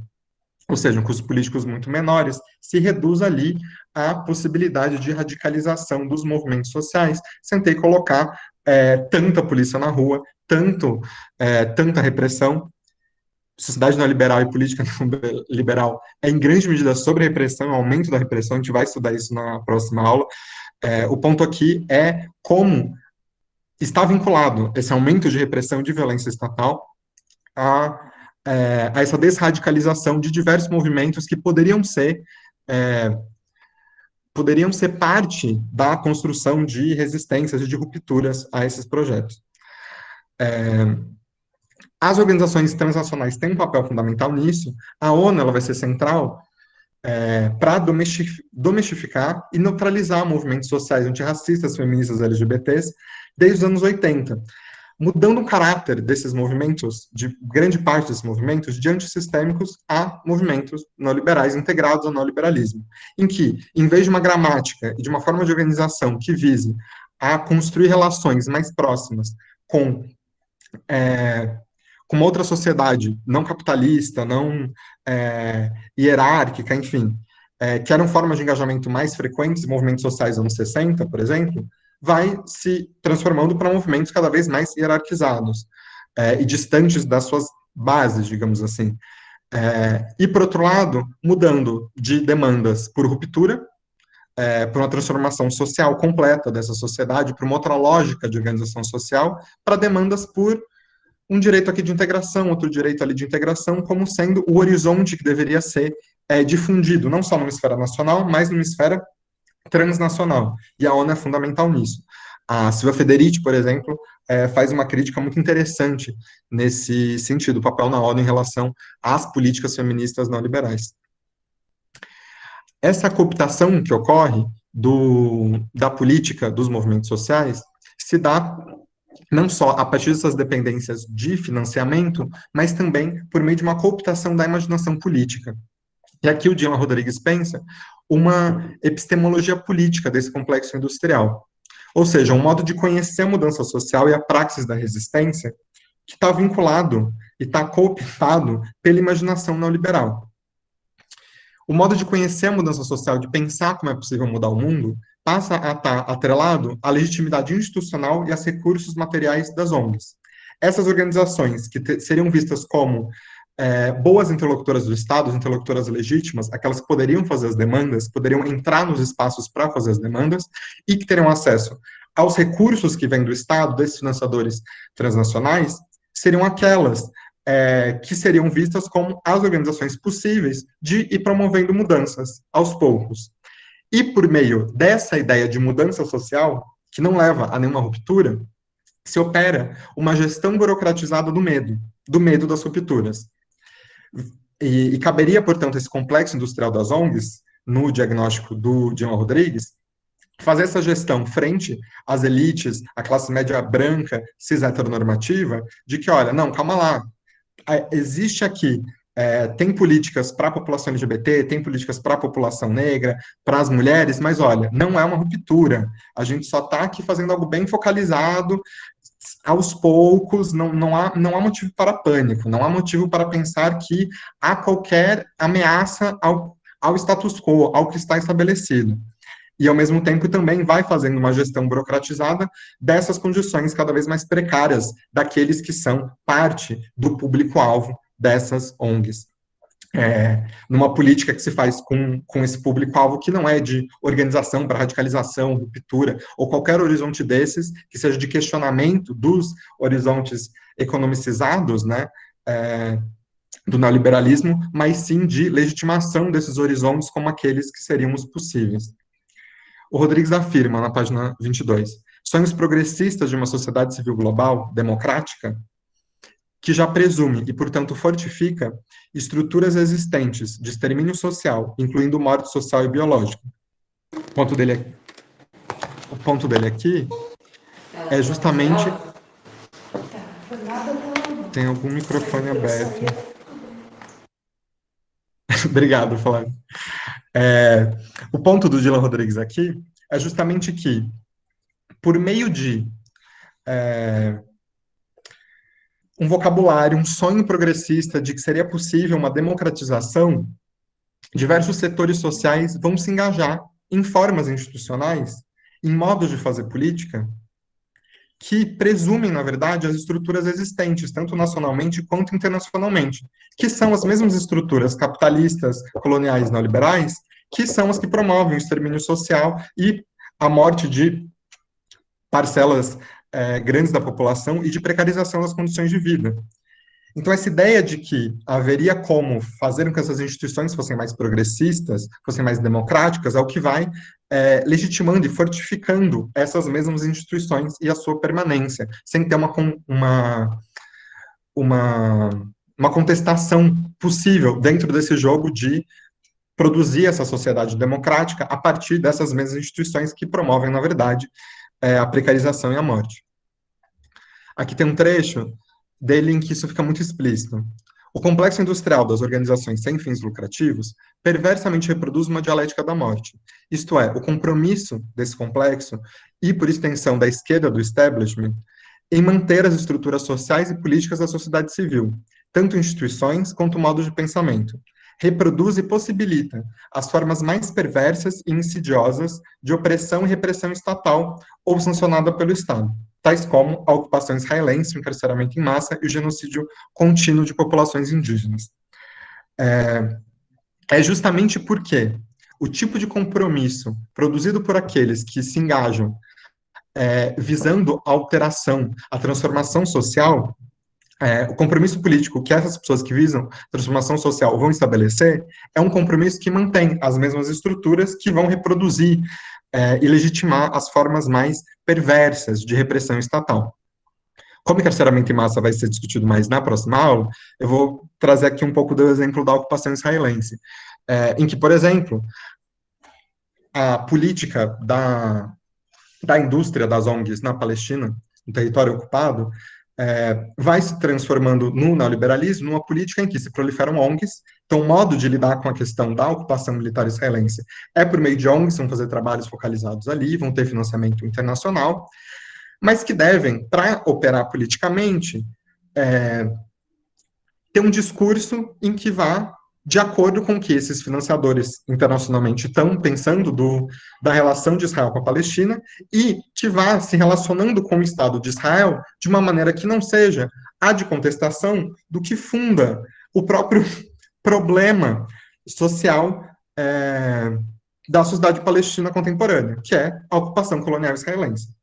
Então, são várias formas em que vão se engajando os setores mais progressistas que buscam uma transformação social, se engajam nessas ONGs, buscando produzir essa transformação, e o que acabam produzindo dentro dessa dialética da morte é justamente a perpetuação da ocupação colonial israelense, em que a colonização não é colocada em jogo, mas sim essas medidas em que perpetuam isso para atender esses financiadores e para seguir legitimando essas instituições sociais e políticas que foram responsáveis tanto pela criação quanto pela não ruptura com esse colonialismo. De encarceramento em massa, a gente pode pensar um pouco mais na quinta-feira. Trago aqui para encerrar a aula, encerrar essa parte, né, da exposição da aula, o livro do Sam Boursier, o Homo Incorporated, em que ele vai pensar como a incorporação de determinadas políticas de diversidade sexual e de gênero vai produzir uma gestão da diversidade em ativismos nas universidades, nas empresas, no Estado. Trago o Sam Boursier porque é um teórico queer anticapitalista, anti-neoliberal, fundamental dos estudos queer contemporâneos e que foi recentemente traduzido para o Brasil, esse livro dele, que acho que é importante que tenha uma circulação maior, e porque ele está pensando, assim como o Andy Brown, tanto a universidade, quanto, que o Andy Brown também pensa nas formações da universidade, quanto ele está pensando nos movimentos sociais no sentido semelhante do Dylan Rodrigues, mas olhando para a Europa, para a França e para a Itália. E ele vai ver um processo profundo de despolitização, justamente como os outros diagnósticos que eu apresentei aqui, que se dá, inclusive, na própria ideia de gestão da diversidade, em que na ideia de diversidade é uma ideia de que todos são diferentes, todos têm algo ali muito específico, especial e diverso. Então, diversidade sexual e de gênero, diversidade racial, diversidade do que for. O que que despolitiza, tira da política, porque parece que todo mundo concorda que tudo é diverso. Enquanto que outras noções mais politicamente comprometidas, enraizadas, como a noção de dissidência, colocam em questão justamente as relações de poder e de desigualdade, que são constitutivas dos grupos raciais, dos grupos pensados em termos de sexualidade, de gênero, em que enquanto determinadas sexualidades, gêneros e raças são normativas, são aquelas que têm determinadas condições de vida no capitalismo neoliberal, outros vão ter condições completamente precarizadas frente a essas. Essa despolitização ocorre por meio da implementação de diversas políticas de gestão da diversidade, em que não busca o combate à superação do racismo, do machismo, da LGBTfobia, do cis-heterossexismo. O que se busca, na verdade, é fazer uma gestão em que todos são diversos ali, que acaba produzindo vernizes de liberdade e igualdade, sem, de fato, abrir a possibilidade de se questione os fundamentos mesmos com que essas políticas de gestão vão sendo operadas.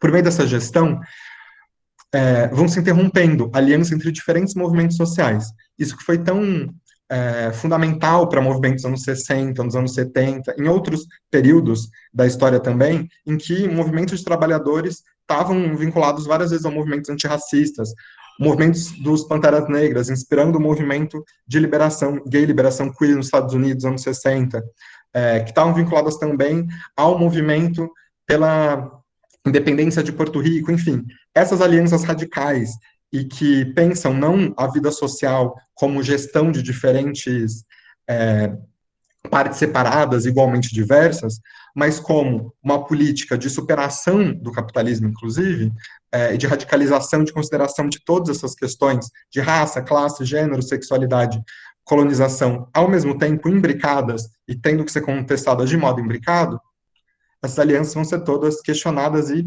vai se buscar interromper essas alianças por meio da gestão que vai se operar nos diversos âmbitos sociais. Por exemplo, se a gente pensar também na ocupação israelense, há diversas organizações ou ativistas palestinos podem ser chamados para falar sobre, por exemplo, políticas ambientais, para falar sobre políticas de orientação sexual e identidade de gênero. Mas, por favor, não fale sobre colonização, não fale sobre a questão israelense-palestina. Ou seja, isso colocando ali um limite do que é possível, do que esse movimento social aqui só pode falar disso, ele não pode falar de outras questões, ele não pode ser um movimento em aliança com questões mais radicais, questões que não sejam vistas de uma maneira tão limpa, tão clean, tão diversa e tão facilmente assimilável, né? Junto com isso, há uma operação fundamental de apagar a memória dos movimentos e das alianças desses movimentos e dos horizontes políticos que eram e seguem sendo colocados por aqueles ativismos que se constroem de uma maneira distinta a essa hegemonia do que é a política de movimentos sociais no neoliberalismo. Aqui, acho que vale lembrar de uma frase que está presente no Walter Benjamin, que é como aqueles que foram vencidos pela história, como a história deles e eles mesmos não estão seguros, enquanto o inimigo seguir vencendo. Então, a memória de todas aquelas demandas e construção de horizontes políticos que não eram assimiláveis pelo neoliberalismo, que não eram de uma sociedade capitalista mais diversa e legal, que eram, na verdade, de forjar uma outra sociedade, um outro horizonte de como as relações sociais deveriam ser, que não era pautado pela verdade do mercado e pela constituição de cada um como um capital humano, que visava um outro tipo de política, toda essa memória está em jogo e está ameaçada por essas práticas, por esses discursos, por essas estratégias de apagar as memórias mais radicalizadas e contar a história desses movimentos como se fossem movimentos que desde sempre fossem formas políticas possíveis de serem integradas e assimiladas ao capitalismo neoliberal, e não formas políticas que colocavam um horizonte de possível ruptura, de transformação tão grande, que precisaram ser desmobilizadas, transformadas de diferentes maneiras, cooptadas, tanto materialmente quanto no imaginário, para que pudesse se fazer uma gestão dessa diversidade assimilável à sociedade e à política neoliberal contemporânea. Central na crítica do Samburce, como a política de direitos liberais e neoliberais passa a ser central a esses ativismos, direitos à inclusão, assimilação, não políticas de transformação radical, demandas securitárias e pela família, pela pátria, que reforçam as instituições e as estruturas que são fundantes do neoliberalismo, mesmo no que é demandado para esse Estado, em diferentes contextos. Aqui eu trouxe uma citação do Samburcier, é um livro que eu recomendo bastante, quem puder. Eu só tenho a versão dele online em francês, não tem, enfim, não tem nenhum capítulo dele que já está aí pela internet, mas que vale muito a pena. Tem entrevistas dele em português, que vale a pena também de acompanhar. Nessa citação, ele está pensando sobre as lutas contra as violências LGBT-fóbicas, né? Fobias aí tem a ver com isso, homofobia, transfobia, bifobia, lesbofobia. e pensando sobre como essas lutas contra a violência, a política contra a violência, vai se transformando numa política securitária, uma política de reforço dos horizontes neoliberais, de securitização, encarceramento em massa, reforço da polícia, prisões. E ele vai afirmar: o que desaparece com os discursos e práticas acordadas da luta contra as fobias, ou seja, dos discursos e práticas que todo mundo combinou, fez um grande acordão de que é assim que tem que se lutar, o que desaparece com isso são os recursos comunitários e subculturais, abordagens, às vezes criativas, coletivas e afirmativas. Enfim, outras formas de fazer política, relações e resistência. O que vai se desvanecendo não é só promessas do homo políticos, da esfera da política, que estão ali presentes na teoria da Wendy Brown. O que vai desaparecendo são práticas muito concretas e formas de produção de engajamento ativista e de construção de outros horizontes, de outras possibilidades, de formas de forjar solidariedade entre grupos oprimidos e explorados que vão sendo reconfigurados, vão sendo deslegitimados, vão sendo tornados impossíveis por meio dessa política transformada em gestão no neoliberalismo, por meio dessa desdemocratização que ameaça tanto as possibilidades comunitárias, criativas, coletivas, contemporâneas, quanto a memória que a gente tem da constituição de tudo isso na história das nossas sociedades. Acho que, tendo apresentado tudo isso, a gente pode ir para o debate agora, para a gente poder pensar junto. Vou parar a apresentação aqui, para a gente poder pensar junto. Política, neoliberalismo, esse autoritarismo neoliberal que reduz a política, somente esses termos que eu tentei apresentar aqui para vocês, enfim, que reduz os horizontes políticos, que a gente consegue imaginar mesmo da política a esse deserto tão tenebroso contemporâneo. Já tem inscrições aí, gente?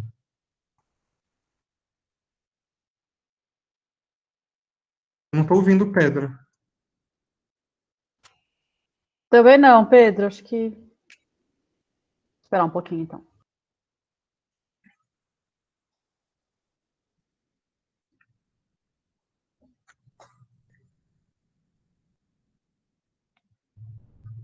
Mas, enfim, gente, quem quiser falar, quiser fazer pergunta, vai se inscrevendo no chat. Acho que a Isabela tinha uma questão, que ela falou logo no começo da aula. Você quer que eu retome aqui, Isabela, no chat, ou você quer falar? Só um Eu parênteses, posso. agora vocês me ouvem? Sim. Tá, ótimo, obrigado.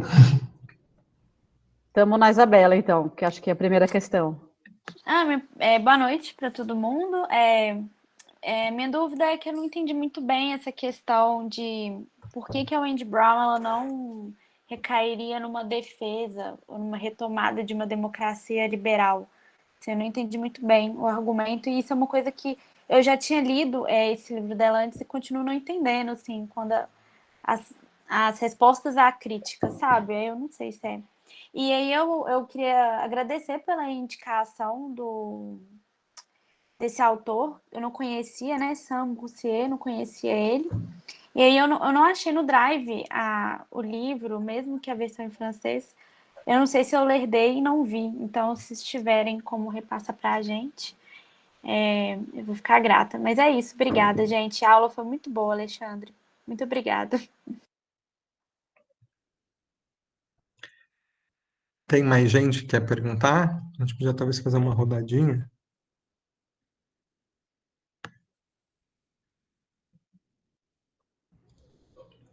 Por enquanto no chat não apareceu ninguém, né? Na hora que eu ia falar, eu ia comentar da pergunta da Isabela. Helena, muito obrigado por ter passado por isso. Por enquanto, acho que no chat não apareceu ninguém, mas se alguém quiser abrir o microfone, a câmera, fazer uma pergunta, a gente faz na mesma rodada. E também aproveitar aqui para agradecer pela aula, Lê, porque muito, muito boa e muita coisa para pensar, a cabeça, né, fica. Obrigado, Pedro, e obrigado, pessoas sendo tão generosas aqui no chat. Pelo que vi, ninguém ligou o microfone, acho que eu posso ir respondendo a Isabela, e aí vocês vão ficando um pouco menos tímidos enquanto eu respondo a Isabela. Vamos fazer assim. É, então, sobre a Wendy Brown e a defesa dela da democracia liberal. Então, eu tenho uma interpretação, digamos, um tanto generoso da Wendy Brown nesse ponto. Ela é muito criticada justamente por ser vista como saudosista da democracia liberal, no Undoing the Demos, em outros textos dela. Então, essa é uma interpretação muito corrente da Wendy Brown.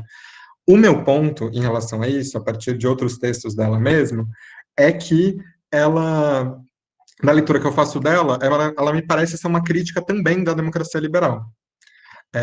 Por afirmar, em outros textos, até mais categoricamente do que aqui, as formas de não igualdade, de não liberdade, constitutivas da democracia liberal, como diversos grupos eram completamente excluídos e precarizados dentro do que era tido como democracia liberal. Que isso não teria sido uma invenção do neoliberalismo, já estaria ali presente. Por conta disso, me parece que o saudosismo dela estaria somente na leitura que eu faço, estaria na dimensão da promessa. O saudosismo de ali havia uma promessa a partir da qual a gente tinha base para fazer uma crítica às contradições da democracia liberal. Na democracia neoliberal, que não nos promete liberdade e igualdade de modo substantivo, nos promete só liberdade de competir uns contra os outros e de empreender cada vez mais, que bases isso nos dá para poder pensar uma política de outra maneira, fazer uma crítica e tal, e que base isso daria para subjetividades que apontem para construções políticas outras. Isso daí estaria minado. Então, eu vejo nesse plano da promessa, essa saudade de, putz, lá tinha promessa, dava para ter construções políticas outras, mas muita gente vai ler a Wendy Brown acentuando muito mais um tom saudosista como um todo do que teria sido, quase uma idealização desse passado da democracia liberal. O que é uma crítica não só da Wendy Brown, né, mas de muitos autores dos Estados Unidos, da Europa Ocidental, de que vão falar do neoliberalismo como se antes estivesse muito legal e de repente o caldo entornou. Quando para boa parte do mundo e da população dessas mesmas sociedades, as condições de vida já eram muito, muito precarizadas e desiguais, né? Espero ter te respondido, Isa. Quem que vai ligar a câmera? Posso só fazer um adendo e um elogio também à aula, Ale? Eu acho que é importante, né, pegando o gancho da Wendy Brown, né, que eu acho que ela também fica muito presa aos aspectos, digamos, negativos da democracia, né? Ficou para trás, a igualdade política de outra época e tal, mas acho que o que é interessante da sua aula também é mostrar também as positividades, né? Como que a própria democracia abre espaço para que vários movimentos sejam cooptados, pacificados, né? Via o empoderamento da ONU, por exemplo, é a democracia que dá margem a isso, né? Então, assim, acho que se é possível contribuir um pouquinho para a gente conversar, né? Eu acho que pensar por esse lado, né? Como tornar mais palatáveis esses movimentos pela via do poder mesmo, da ONU. Talvez, sei lá, minha leitura um pouco da Wendy Brown é essa, assim, mas acho que ela mudou um pouquinho, né, do Undoing the Demos para os livros mais recentes, enfim. Vamos ver se alguém fala alguma coisa aí. Puxa aí eu a vou fazer pergunta. outra pergunta. Porque assim, né, já que ninguém tá falando, eu vou falar. Minha pergunta é a seguinte, eu não li aquele outro texto, né, que relacionou com questão de gênero, até porque eu não conhecia. E uma coisa que tem me interessado muito é tentar entender essa dimensão de como a justificativa para o encarceramento de pessoas, né, ela perpassa por essa responsabilização individual, né, dentro do neoliberalismo. E eu acho que vocês vão tratar na aula que vem, mas assim, eu queria entender nesse âmbito das questões de gênero, se vocês têm alguma sugestão de autoras e autores para pensar isso, porque eu pesquiso especificamente gênero e encarceramento, sabe? Então, acho que indicações seriam interessantes para pensar neoliberalismo, gênero e encarceramento.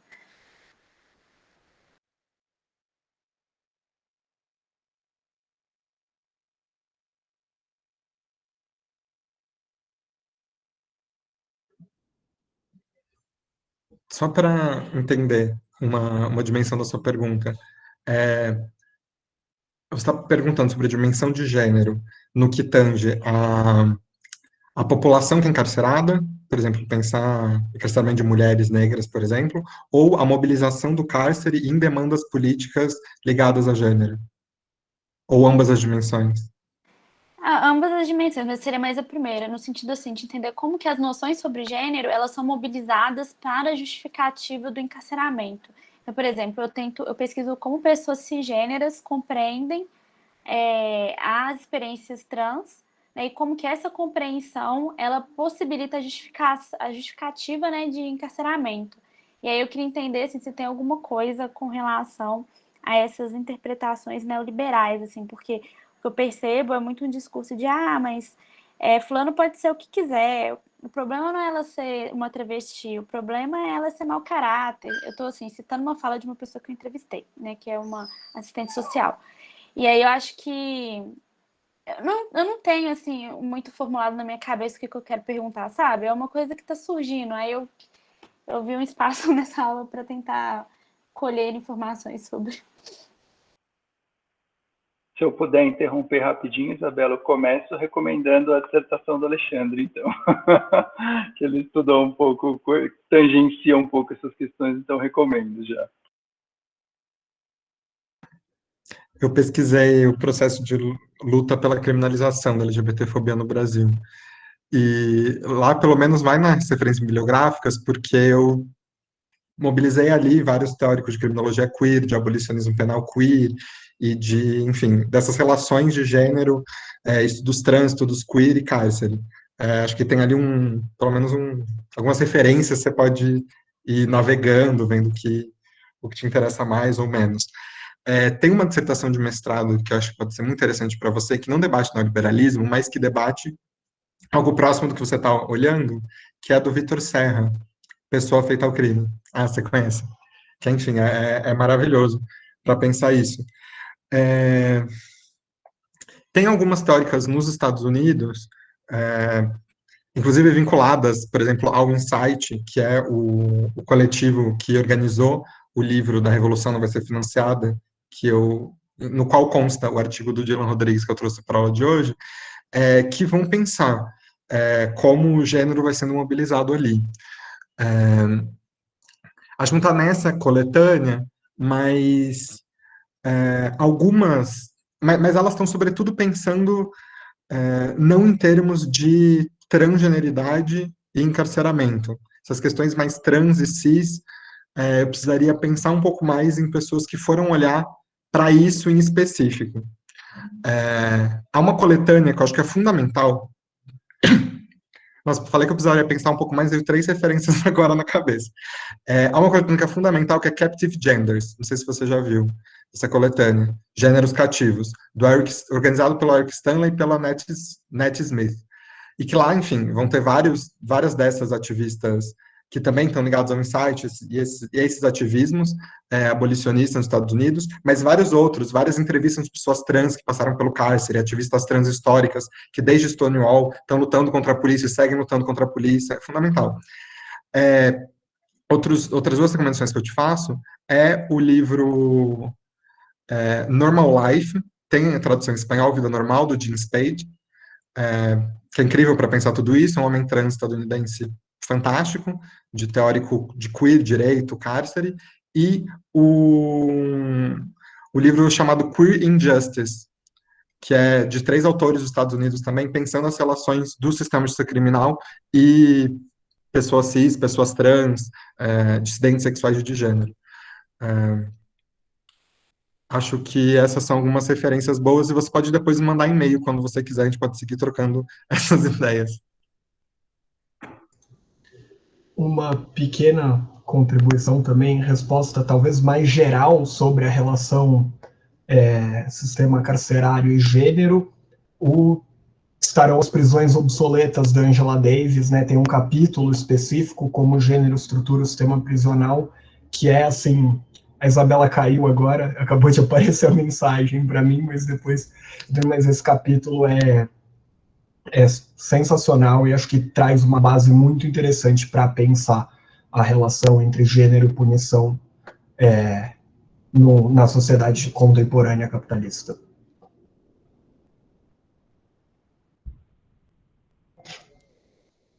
Isabela, eu vi que você colocou, eu não sei se você ainda está caído, você já voltou ou não. Você terminou de ouvir, mas o que a gente falou, se não, também pode mandar e-mail para a gente, isso vale para quem precisar, quiser conversar, né? A gente tem o caminho pelo e-mail, vocês receberam nossos e-mails, então vocês podem pedir novas indicações, perguntar o que precisar. Acabei de ver que você perdeu, eu falei também que acho que no Estarão as Prisões Obsoletas, da Angela Davis, tem um capítulo específico, né, que é como o gênero estrutura o sistema prisional, que é excelente para pensar as relações entre gênero e punição no sociedade contemporânea capitalista. Então, acho que é uma leitura sempre muito, muito, muito boa. Eu coloquei aí por escrito os textos, recomendei mais um, que é Global Lockdown, organizado por essa teórica estadunidense que, enfim, compila diferentes autoras que estão pensando gênero, políticas de confinamento global nos Estados Unidos e para além dele.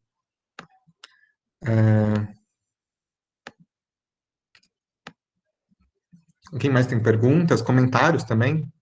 Sei lá, algo que a aula fez pensar e vocês querem aí partilhar? Na aula passada vocês estavam participativos.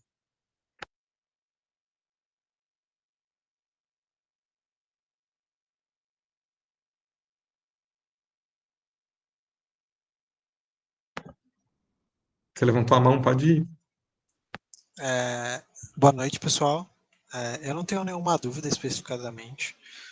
Eu queria mais agradecer a aula de hoje, eu achei fantástica, Alexandre. Eu venho lendo já alguns dos conteúdos recomendados, já estava meio que no meu grupo de leitura e quando calhou com a aula, eu fiz questão de lê-los o mais rápido possível, não o mais rápido, né, porque eu sinto que isso prejudicaria a absorção, mas dar prioridades a ele à minha lista.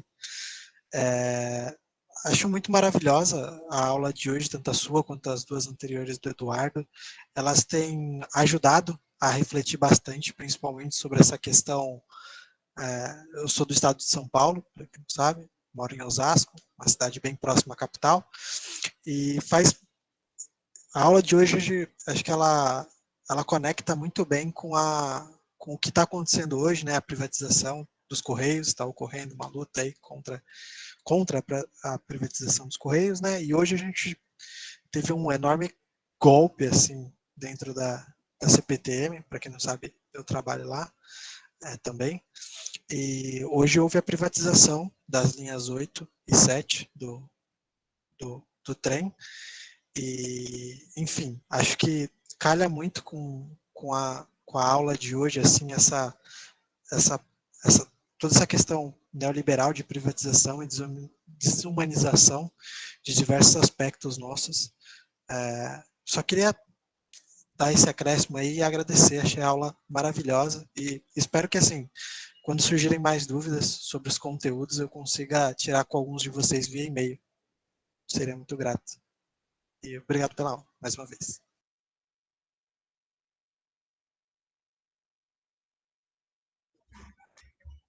Mais uma pessoa tinha levantado a mão. Pode ir aí. Boa noite, eu sou Erison Silva, né, tá como Teoria Periférica, que é um projeto pessoal meu de desenvolvimento aí. Enfim, eu falo de Paulista, Pernambuco, sou formado em filosofia, não sou um cientista social, vou sempre frisar isso, então toda vez que eu penso, eu abordo, eu não estou pensando a partir de um cientista social, porque eu não tenho essa formação, eu estou pensando a partir de uma pessoa que estudou filosofia na Federal de Pernambuco, certo? Que tem formação em filosofia pela Federal de Pernambuco. E uma coisa que chamou muita atenção durante a tua aula, que foi, assim, extraordinária, foi muito boa, que exposição, certo, Alexandre? Parabéns. É o fato de você colocar, certo, o Estado neoliberal passar a se pensar como uma empresa, né, onde os objetivos, as intenções, né, e os compromissos que o Estado para com a população, para com a sociedade, eles são completamente alterados, de tal forma, né, que ele diminui a participação das pessoas nas tomadas de decisões do Estado, né, na implementação de políticas públicas e por aí vai, né, e delega essas funções para a ONG, né? Então, tipo, é como se o Estado, ele terceirizasse, de alguma forma, as suas funções, né, as suas obrigações dadas com a população. Eu queria que, se possível, tu comentasse um pouco mais acerca desse ponto, porque me parece um ponto crucial para a diminuição da experiência democrática, para que a população ela esteja bem menos presente, certo, nas atividades do Estado, nas tomadas de decisões, nos projetos de políticas públicas, certo, e até no próprio pensamento de sociedade que a gente quer formular, que a gente quer, né, construir para todos nós, né. Bem, mais uma vez, boa noite aí e parabéns pela aula, tá?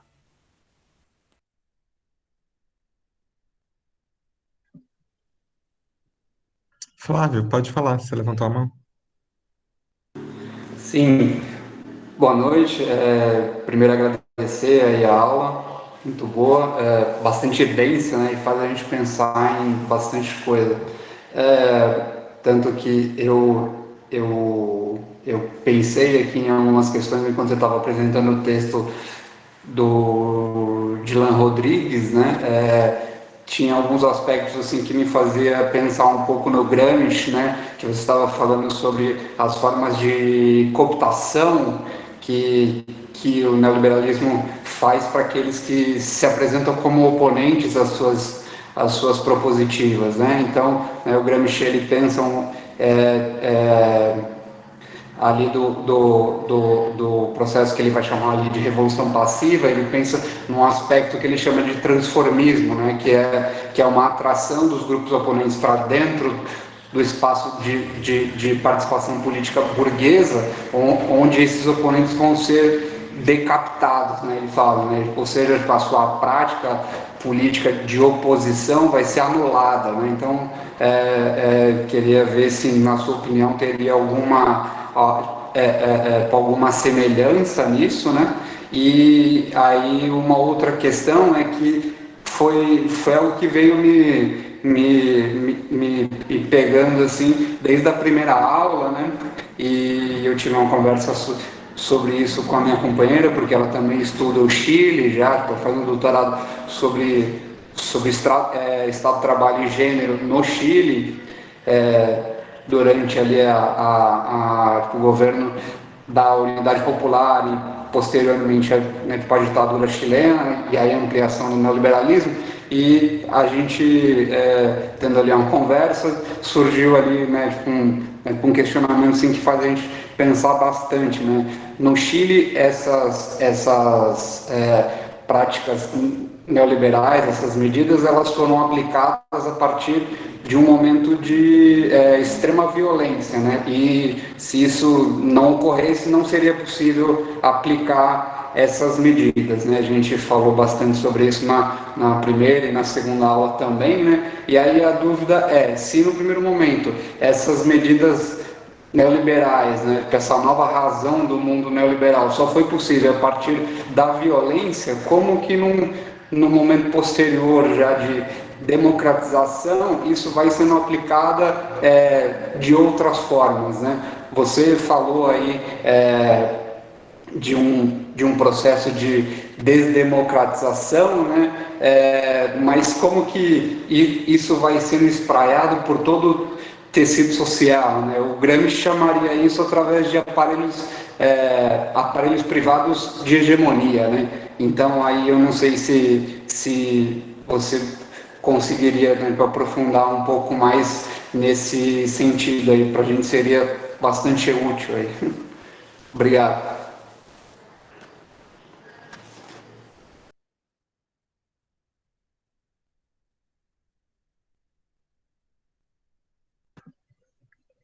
Mais alguém, gente, quer fazer alguma pergunta?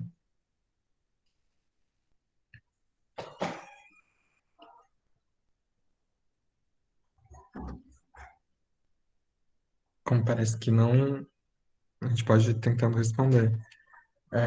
Eu vou trazer aqui alguns elementos que me passaram pela cabeça e se Helena, Edu, Pedro quiserem complementar, acrescentar coisas depois.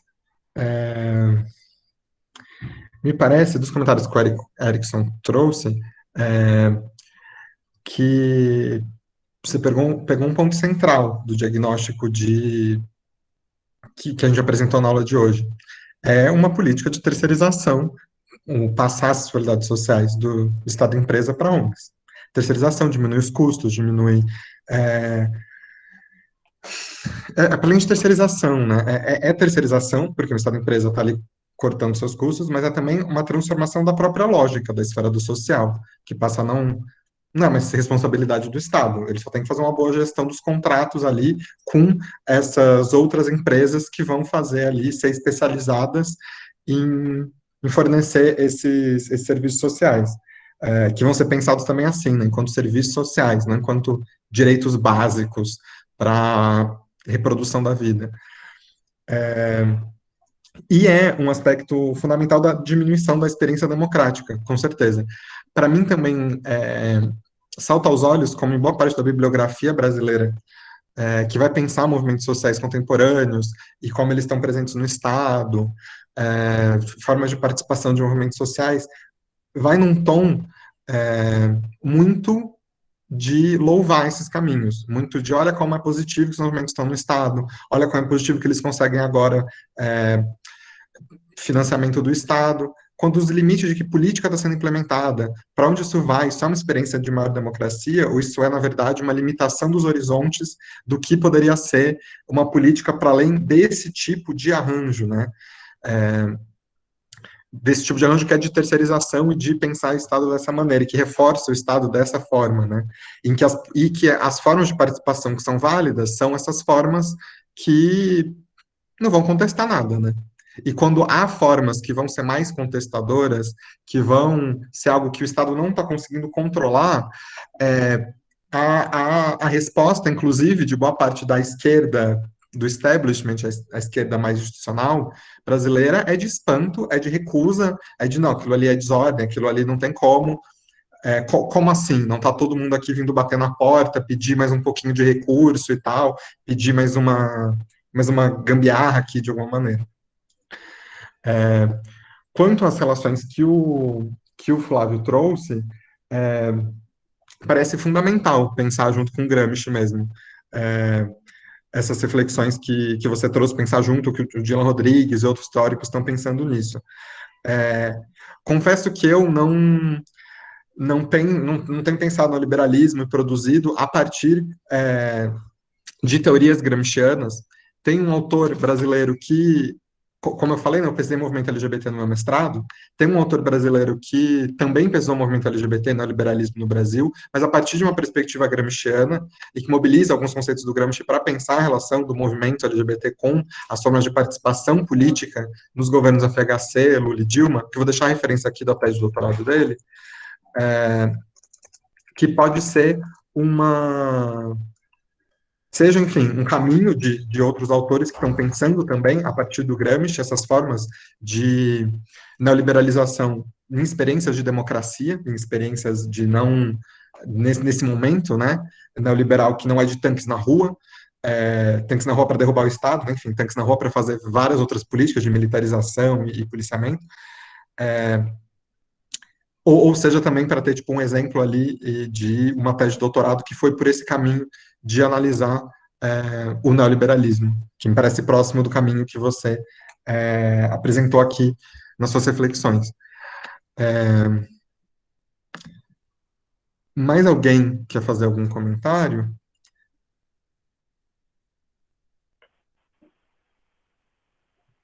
Eu queria ler, se eu puder, rapidinho, não pode tomar muito tempo aí. É só porque eu queria comentar rapidamente a questão que o Flávio, vocês me ouvem bem, gente? Sim, tá. A questão que o Flávio colocou, eu acho que é essencial, porque, de algum modo, a gente precisa compreender o que aconteceu entre 73 e os últimos anos, porque você tem toda a razão, Flávio, quando você coloca, olha, naquele momento foi necessário fechar instituições, bombardear o próprio Palácio Presidencial, empurrar o próprio presidente para o suicídio ali, enquanto ele não aceitava abdicar do seu mandato, né, etc, etc. E hoje, o que a gente nota em larga medida, que esses projetos de autoritarismo neoliberal têm entrado em vigor, em poder, pelo voto, né? A gente não pode negar que, vejam, vou pegar o caso dos Estados Unidos. O Trump teve, ele foi simplesmente o segundo presidente maior votado da história dos Estados Unidos, atrás somente do Biden, né, que ganhou dele, então, na última eleição presidencial. Então, isso não é pouca coisa, isso não é desconsiderável. A gente precisa entender o que aconteceu, então, nos últimos 50 anos, para que a gente possa atuar e compreender melhor como que o neoliberalismo virou essa ideologia tão capilarizada no corpo social, de modo que ela nem precisa mais fechar instituições abertamente. É claro que a gente pode debater o quanto essas eleições, tanto no Brasil quanto nos Estados Unidos, foram livres, né? Tivemos muitos processos aí bastante complicados do ponto de vista político, de supressão eleitoral nos Estados Unidos, né? Que tem linhas racializadas muito evidentes, de classe muito evidentes, etc, etc. No Brasil, nós estamos numa toada de golpe parlamentar já há alguns anos, etc, etc. Mas fato é que esse projeto entrou em vigor, não mais por tanto nas ruas, mas pela via eleitoral, né? Então, de certo modo, ele se tornou sim ideologia. A gente precisa compreender, né? Por isso que acho que a aula do Alexandre ajuda muito a compreender essas questões, porque mostra como essa lógica, essa racionalidade, ela se incorpora, inclusive, no seio dos próprios, do campo progressista, da esquerda, etc, etc, né? Mas só um comentário rápido.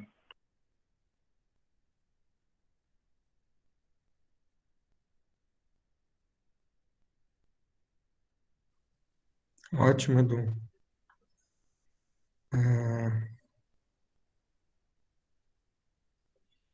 Se ninguém mais tiver nenhum comentário, a gente pode ir encerrando aqui por hoje, né? Obrigado pela participação de todo mundo que pôde participar. Obrigado a todos que estiveram aqui com a gente hoje. Enfim, a gente vai seguir debatendo, né, nas próximas 3 aulas do curso. Hoje a gente acabou só a primeira metade, ainda tem mais 3 encontros. Na quinta-feira vem o Pedro aqui conversar com vocês sobre autoritarismo punitivo. O debate promete muito. Só algumas pequenas pinceladas de encarceramento em massa apareceram aqui na aula de hoje. Na quinta-feira esse tema vai brilhar. E é isso, a gente aguarda todos vocês na quinta-feira. Tchau, tchau. Boa noite para todo mundo. Tchau, gente. Tchau, pessoal. Boa noite. Até quinta. Até. Boa noite, pessoal. Até mais. Até quinta.